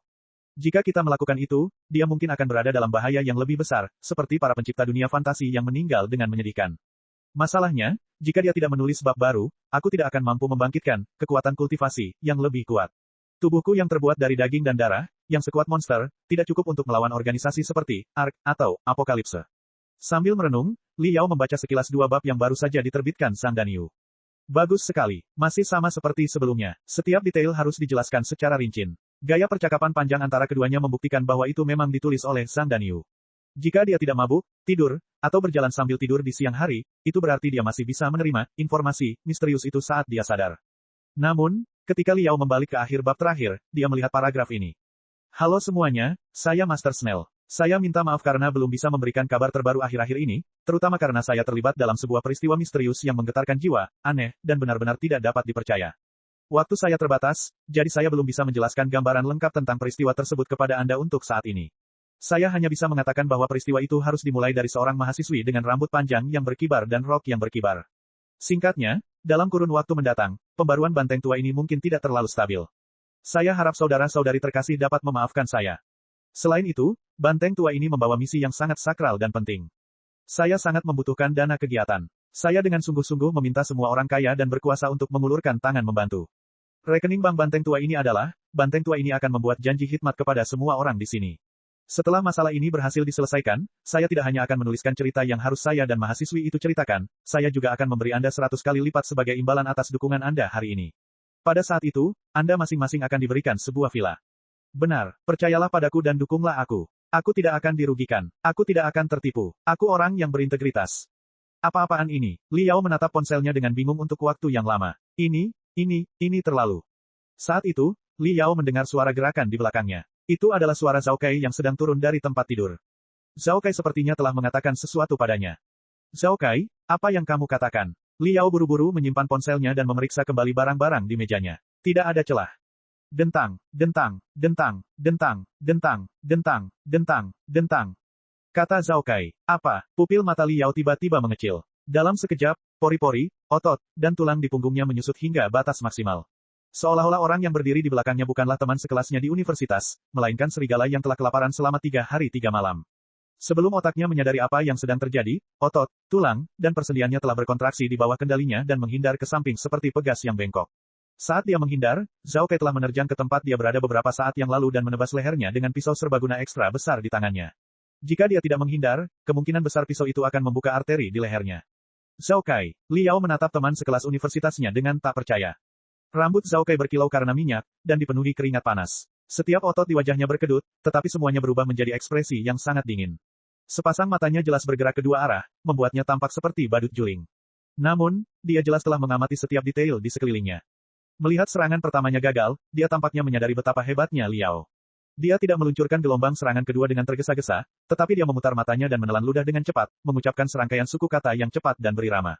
Itu adalah bahasa asing yang penuh dengan perubahan lidah yang cepat. Itu jelas bukan bahasa Inggris. Liao tahu bahwa Zhao Kai sama seperti dirinya. Zhao Kai adalah pemalas yang hidup 60 poin. Bahkan setelah belajar bahasa Inggris selama lebih dari 10 tahun, dia masih tidak dapat membuka mulutnya, apalagi berbicara bahasa asing kedua. Dia yakin bahwa Zhao Kai tidak pernah belajar bahasa asing kedua. Bahkan lebih mustahil baginya untuk berbicara selancar bahasa ibunya. Bab 3199, Pembunuh Kendali Jarak Jauh. Benar sekali. Meskipun Liao tidak mengerti apa yang dibicarakan Zhao Kai, emosi manusia selalu saling terkait. Zhao Kai melontarkan serangkaian kata-kata cepat dan cepat yang penuh dengan bunyi retrofleks dan retrofleks. Kata-kata itu mengalir seperti air tanpa halangan apapun. Suku kata yang tajam berpadu sempurna dengan ekspresi mengerikan di wajahnya. Seolah-olah dia berbicara bahasa dari rahim ibunya. Apalagi kalau bukan bahasa ibunya. Sudut mulutnya berkedut tak terkendali. Kekejaman dan ketidakpedulian perlahan menyebar di matanya. Dia tidak peduli dengan hidupnya sendiri, juga tidak peduli dengan kehidupan orang lain. Liao tidak tahu bagaimana menggambarkan temperamen Zhao Kai. Dia seperti pembunuh bayaran profesional yang terlatih, atau agen pemerintah yang mengkhususkan diri dalam pekerjaan kotor, atau bahkan seorang bandar narkoba dari hutan-hutan Amerika Selatan. Benar saja, dia meringis, dan gigi taringnya bersemi dengan cahaya dingin yang redup. Dia benar-benar seperti piranha dari sungai Amazon. Dia bukan Zhao Kai. Sebuah pikiran tiba-tiba terlintas di benak Liao. Rasanya seperti jiwa seorang pembunuh bayaran, agen, atau bahkan bandar narkoba profesional telah dimasukkan ke dalam tubuh teman sekamarnya. Atau mungkin, Zhao Kai telah membangkitkan ingatan kehidupan sebelumnya dan berubah menjadi orang yang berbeda. Astaga, sementara Liao tengah merenung, Zhao Kai telah menggenggam pisau lipat besar di telapak tangannya dan, seolah memegang belati, menebas leher Liao lagi. Ding, obeng di pinggang Liao bergerak karena naluri. Kedua bilah tajam itu membentuk lengkungan tajam pada saat yang sama dan bertabrakan dengan sempurna. Obeng itu jauh lebih keras daripada pisau serbaguna. Obeng itu mematahkan bilah di ujung depan pisau serbaguna dan melesat keluar, menghantam rangka tempat tidur terlebih dahulu sebelum memantul kembali dan menancap di dinding. Ekspresi Zhao Kai tidak berubah sedikit pun. Suara menggelegak terdengar dari dalam tenggorokannya. Dia menundukkan kepala dan menekuk lututnya, mengerahkan seluruh kekuatannya untuk menghantam Liao dengan kejam. Gerakannya bersih dan tepat, penuh dengan kebrutalan untuk ikut binasa bersama sasarannya, bagaikan mesin yang tepat dan mematikan. Dia menggunakan teknik pertarungan jarak dekat dalam ruangan yang sangat kejam. Liao telah melihatnya di beberapa film laga dan tahu bahwa itu adalah teknik mematikan yang dipraktikkan oleh pasukan khusus elit negara-negara besar. Tangan dan kaki Zhao Kai tampak berubah menjadi 4 ular boa. Mereka menempel di kulit Liao dan melingkar ke atas dengan kejam. Jika Liao masih seperti dirinya sendiri dari seminggu yang lalu, dia akan mati lemas dalam waktu 3-5 detik. Sayangnya lawannya adalah Liao yang sudah terbangun. Zhao Kai, Liao berteriak. Anggota badan dan tubuhnya tiba-tiba dipenuhi darah. Otot-ototnya mengembang dalam sekejap dan dengan paksa mendorong lengan Zhao Kai yang melilitnya. Kemudian, sebuah sundulan kepala yang ganas mengenai hidung Zhao Kai. Tidak diketahui apakah hidungnya patah atau tidak, tetapi setidaknya, kepala Zhao Kai terdorong ke belakang. Liao mengambil kesempatan itu untuk menggunakan kedua sikunya untuk menyerang dada Zhao Kai dengan kejam, menyebabkan dia terjatuh ke tanah. Zhao Kai, bangun. Kamu telah dikendalikan oleh kekuatan tertentu. Liao menemukan bahwa Zhao Kai masih mengenakan earphone Bluetooth. Di samping earphone, ada titik biru kecil yang berkedip, yang menunjukkan bahwa dia masih menelepon. Ketika dia memikirkan tawa aneh Zhao Kai, bagaimana mungkin dia tidak mengerti apa yang telah terjadi. Zhao Kai adalah teman sekamarnya selama 4 tahun. Kecuali benar-benar diperlukan, Liao sama sekali tidak ingin menyakiti Zhao Kai. Sebagai gantinya, ia mencabut paku dari pinggangnya, menekuk jarinya, dan mengarahkannya ke lubang suara Bluetooth di telinga Zhao Kai. Dia hampir yakin akan menang, tetapi Zhao Kai tiba-tiba memiringkan kepalanya. Senyum misterius dan aneh muncul di wajahnya yang menangis lagi. Suku kata di mulutnya tiba-tiba berubah dari apa yang tampak seperti bahasa asli Amerika Selatan menjadi bahasa yang lebih sederhana, kuno, dan kasar. Itu bahkan tidak dapat disebut sebagai bahasa, itu hanya sekadar siulan bagi orang-orang primitif untuk memanggil teman-temannya ketika sedang berburu. Mu, mu, mu, mu, mu, mu, mu, kata Zhao Kai. Bola matanya yang tadinya tertutup oleh kebrutalan dan kedinginan, seakan-akan telah ditembus oleh selaput yang tak kasat mata. Kebrutalan dan rasa lapar mengalir keluar. Bola matanya berubah menjadi coklat seperti mata serigala, harimau, dan macan tutul. Bercak-bercak darah yang hampir hitam meledak, dan sudut mulutnya robek hingga tingkat yang tak terbayangkan. Gigi taringnya tumbuh dengan kecepatan yang terlihat, dan bau busuk yang menjijikkan menyembur keluar dari tenggorokannya, seolah-olah perutnya bukanlah organ dalamnya, melainkan penuh dengan cairan korosif. Seperti manusia primitif, atau gorila yang marah, Zhao Kai menerjang Liao lagi. Kekuatannya sama mengerikannya dengan gorila. Liao dapat membengkokkan 3 hingga 5 tulangan baja sekaligus, tetapi sulit baginya untuk mengendalikan Zhao Kai sepenuhnya tanpa melukainya. Bang, huala, keduanya berpelukan dan menabrak meja di bawah tempat tidur Liao. Meja yang terbuat dari kayu keras dan baja itu rapuh seperti kotak korek api. Zhao Kai, bangun. Aku tidak ingin berkelahi denganmu. Liao mengulurkan tangan untuk mengambil earphone Bluetooth di telinga Zhao Kai, tetapi pihak lain menggelengkan kepalanya dengan keras dan membuka mulutnya seolah-olah akan menggigitnya. Liao tidak tahu harus mulai dari mana. Astaga, astaga, astaga, astaga. Ujung pisau lipat didorong 1 inci menjauh oleh Zhao Kai, menggambar garis-garis kecemerlangan perak di udara. Pipa baja yang menopang rangka tempat tidur dengan mudah terpotong menjadi 2. Tidak diragukan lagi bahwa kekuatan Zhao Kai jauh melampaui batas manusia. Setelah 3-5 detik, tangan Liao menjadi lemas, seolah-olah ia telah kehilangan seluruh kekuatannya. Campuran antara kekejaman dan kekejaman muncul di wajah Zhao Kai saat dia menusukkan pedangnya ke tenggorokan Liao. Tiba-tiba, jakun Liao bergerak. Dia meludahkan paku dari bawah lidahnya dan menusukkannya ke lubang suara Bluetooth-nya. Zhao Kai begitu fokus pada tangan Liao sehingga dia tidak menyadari ada paku tersembunyi di mulut Liao. Dalam kecerobohan sesaat, earpiece Bluetooth itu hancur berkeping-keping. Ekspresi Zhao Kai tiba-tiba berubah kosong. Sekarang, giliran Liao untuk memainkan peran sebagai anaconda. Dia membalikkan badannya ke punggung Zhao Kai dalam sekejap mata. Kedua ibu jarinya menusuk dalam-dalam 3 inci di bawah telinga Zhao Kai, memotong arteri karotis yang memasok darah dan oksigen ke otak. 3 detik kemudian, Zhao Kai pingsan. Mulutnya berbusa, dan anggota tubuhnya masih kram. Sambil menarik napas dalam-dalam, Liao pergi ke kamar mandi dan mengambil handuk Zhao Kai. Dia melipat handuk itu dan memasukkannya ke dalam mulut Zhao Kai untuk mencegahnya tercekik atau menggigit lidahnya sendiri. Tidak ada waktu untuk membereskan kamar. Pertama-tama, ia menyambar ponsel Zhao Kai dan melihatnya. Ia menemukan bahwa pihak lain telah mengakhiri panggilan, dan nomor pihak lain sama sekali tidak ditampilkan di layar. Sambil menjilati darah dari sudut mulutnya, Liao menyalakan speakerphone dan menelepon kembali. Kemudian dia melempar ponsel Zhao Kai ke tanah. Jari-jarinya penuh dengan kuku, dan dia sangat waspada, seolah-olah setan tak terlihat akan melompat keluar dari ponsel kapan saja. Maaf, nomor yang Anda tuju sedang tidak tersedia. Maaf, nomor yang Anda tuju sedang tidak tersedia. Suara perempuan yang hampa itu terdengar lagi. Pada saat ini, suara langkah kaki bergema di koridor luar. Tampaknya perkelahiannya dengan Zhao Kai telah menarik perhatian teman-teman sekelasnya atau manajer asrama. Setidaknya 5 atau 6 orang berjalan menuju asrama mereka. Liao mengumpat dalam hati. Ia meraih 2 bungkusan dan melompat keluar jendela. Kondisi asrama laki-laki selalu sedikit lebih buruk daripada asrama perempuan. Asrama mereka terletak di bagian belakang lantai 6. Untungnya, tidak banyak pejalan kaki yang datang dan pergi keluar. Liao melompat dari lantai 6 ke ambang jendela lantai 4, lalu dari lantai 4 ke balkon lantai 2.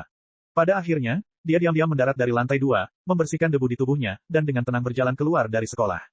Di bawah matahari terbenam, kampus tampak sangat tenang. Cahaya matahari yang redup bagaikan lapisan kabut merah muda. Lapangan sepak bola dan lapangan basket dipenuhi oleh para mahasiswa yang basah kuyup oleh keringat. Jalan raya dan taman kecil di sebelahnya dipenuhi oleh pasangan-pasangan yang begitu mesra sehingga mereka tidak bisa meleleh. Tetapi ketenangan dan kemanisan apapun tidak dapat memadamkan kegelisahan Liao. Bagaimana Zhao Kai bisa menjadi seperti ini? Hanya dengan mengendalikan earphone Bluetooth, dia mampu mengubah seseorang menjadi monster dengan kekuatan tak terbatas seperti gorila. Dia bahkan menguasai begitu banyak keterampilan bertarung yang mematikan. Apakah Ark Foundation berada di balik ini? Atau ada organisasi adikuasa atau organisasi anti-adidaya lainnya? Musuh sedang mengincar saya. Apa salah saya? Insiden balap sambil mabuk. Atau kontak dengan Zhang Danyu? Tidak bagus. Sekarang setelah aku bergerak, pihak Zhang Danyu pasti tidak akan tenang. Dia dalam bahaya besar. Aku harus segera pergi ke sana. Setengah dari otak Liao dipenuhi lautan es dan setengahnya lagi dipenuhi api.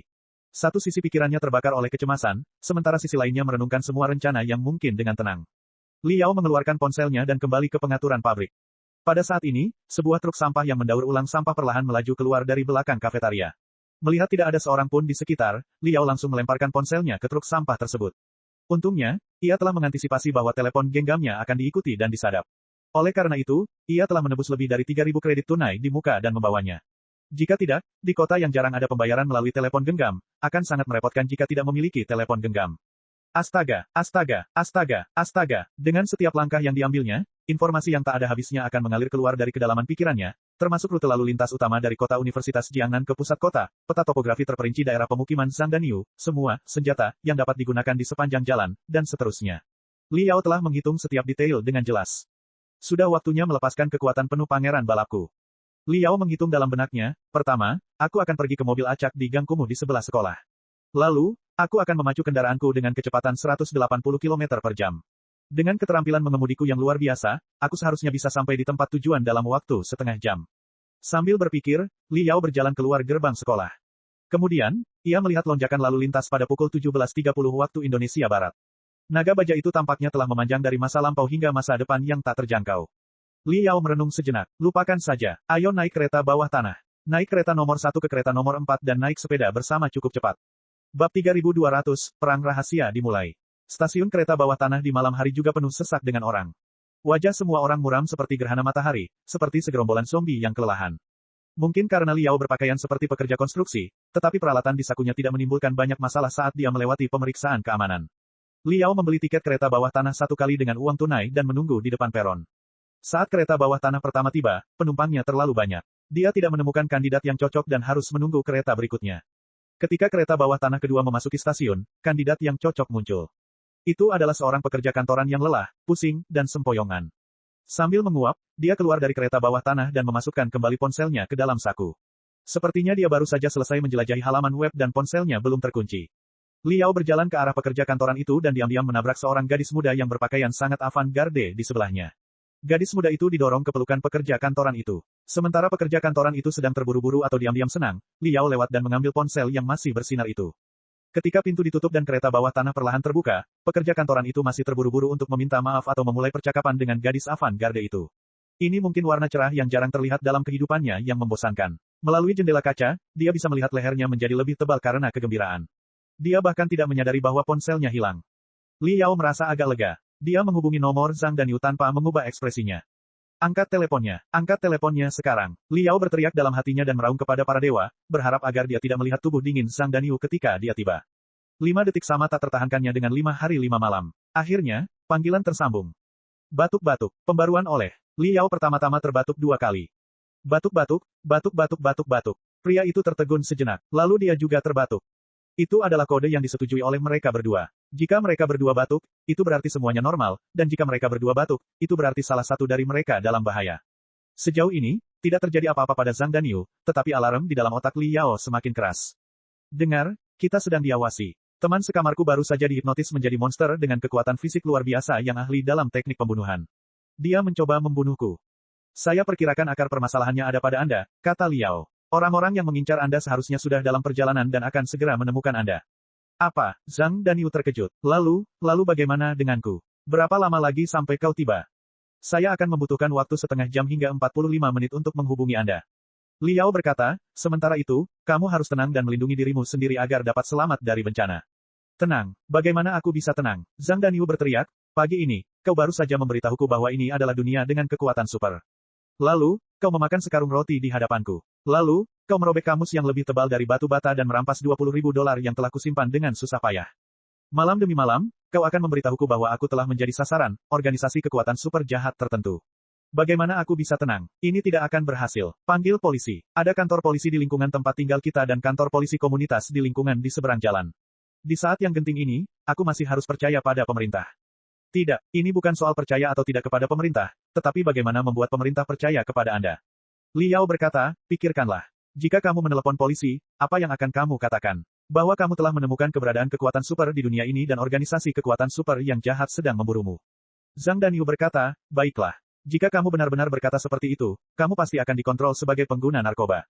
Li Yao berkata, polisi masyarakat tidak dapat melawan orang-orang yang memiliki kekuatan super, tetapi mereka dapat mengendalikan gerakan Anda dan mengurangi satu-satunya keuntungan Anda dalam mobilitas. Peringatan seperti itu sama saja dengan berjalan ke dalam perangkap. Lalu apa yang harus kita lakukan? Zhang Danyu terdengar seperti hendak menangis. Aku akan keluar sekarang untuk menemuimu. Itu juga tidak akan berhasil. Aku tidak yakin apakah ada yang memata-mataimu atau tidak. Mungkin mereka akan sangat senang melihatmu meninggalkan rumah. Sebuah mobil van yang tertutup sepenuhnya akan membawamu keluar dari gerbang lingkungan itu dalam waktu 1 detik. Setelah merenung sejenak, Li Yao berkata, dengar, apa yang akan kau lakukan selanjutnya adalah mengikuti instruksiku dengan ketat untuk setiap langkah. Mungkin kau bisa bertahan hingga 1 jam berikutnya. Pertama, apakah Anda punya bahan yang mudah terbakar di rumah Anda? Buku. Oh, betul. Anda punya banyak sekali buku. Cari beberapa buku yang sudah tua, kertasnya masih bagus, dan mudah terbakar. Lalu cari sarung bantal, pakaian, atau bahkan kantong plastik. Kedua, Anda punya panci presto di rumah, kan? Kalau ada, itu bagus. Masukkan bahan yang mudah terbakar ke dalam panci presto, nyalakan, lalu masukkan sarung bantal, pakaian, kapas, kantong plastik, dan sejenisnya untuk dibakar. Ingat, tentu saja, saya tidak ingin Anda benar-benar menyalakan api, tetapi saya ingin Anda menciptakan asap hitam pekat. Ketiga, saat asap hitam keluar dari panci presto, bawa panci presto ke balkon dan biarkan asap hitam keluar melalui jendela. Akan lebih baik jika semua orang di lingkungan sekitar dapat melihat dan menciumnya. Keempat, kamu tahu apa yang harus dilakukan, kan? Panggil alarm kebakaran dan biarkan pemadam kebakaran yang menanganinya. Kelima, setelah selesai, segera tinggalkan ruangan. Tapi jangan turun ke bawah. Berbalik dan pergilah ke atap. Saya sudah mengamati struktur bangunan tempat tinggal Anda. Itu adalah sistem pasokan air kuno. Ada tangki air yang sangat besar di atap, jadi Anda pasti bisa pergi ke atap dari tangga, bukan? Tidak masalah metode apa yang kamu gunakan untuk membuka kunci dari koridor ke atap. Jika kamu ingin naik dan bersembunyi, akan lebih baik bersembunyi di tangki air dan memastikan bahwa titik pandang yang tinggi di semua arah tidak dapat langsung mengarah padamu. Jangan gugup. Ini untuk berjaga-jaga. Kontrol senjata api domestik sangat ketat. Aku memperkirakan pihak lain tidak akan seberani. T3 Game Show Shooting. Jika mereka benar-benar ingin mendekatimu, itu akan terjadi melalui kecelakaan. Mereka tidak akan begitu sombong untuk mendapatkan beberapa senapan runduk, kan? Baiklah, sebelum itu, tinggalkan ponselmu di rumah dan jangan bawa peralatan komunikasi apapun. Aku akan mencarimu di atap dalam waktu 1 jam ke depan. Apakah kau mengerti? Aduh. Zhang Danyu berteriak beberapa kali. Ia tampak ketakutan dengan kata-kata Li Yao. Lalu, bagaimana jika ada orang lain selain dirimu yang datang ke atap untuk mencariku dan menyeretku keluar dari tangki?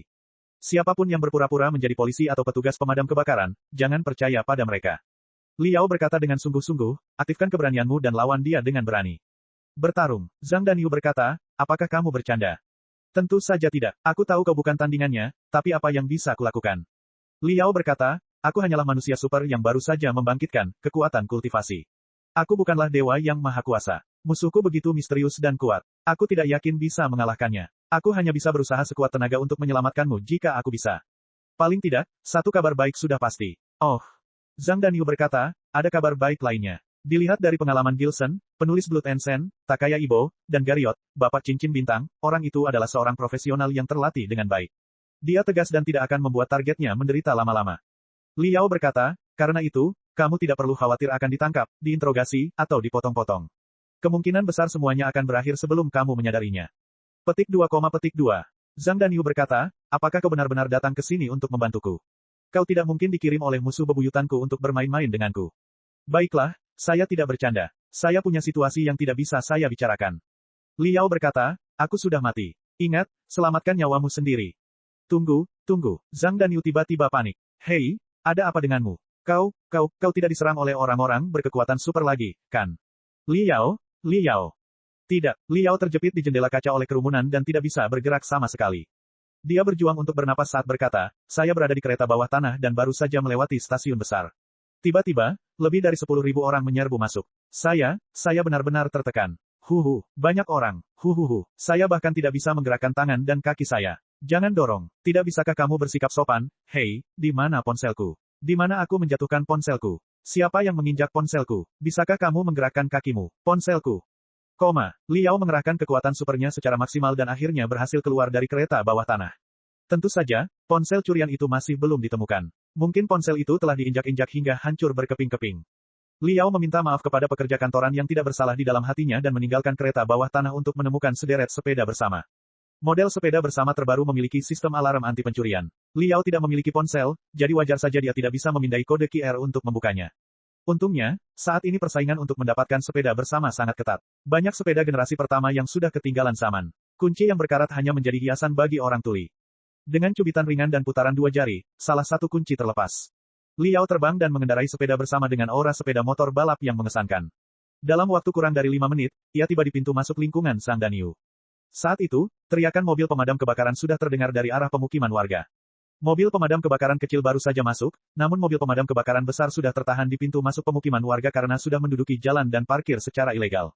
Warga sekitar pun bersemangat menyaksikan pertunjukan tersebut dan berkumpul berdua atau bertiga di dalam dan luar pemukiman warga. Mereka melambaikan kipas angin sambil menunjuk ke arah bangunan pemukiman yang disewa Zhang Danyu dan saling berbisik. Saat itu hampir pukul 7 malam, tetapi hari-hari musim panas terasa sangat panjang.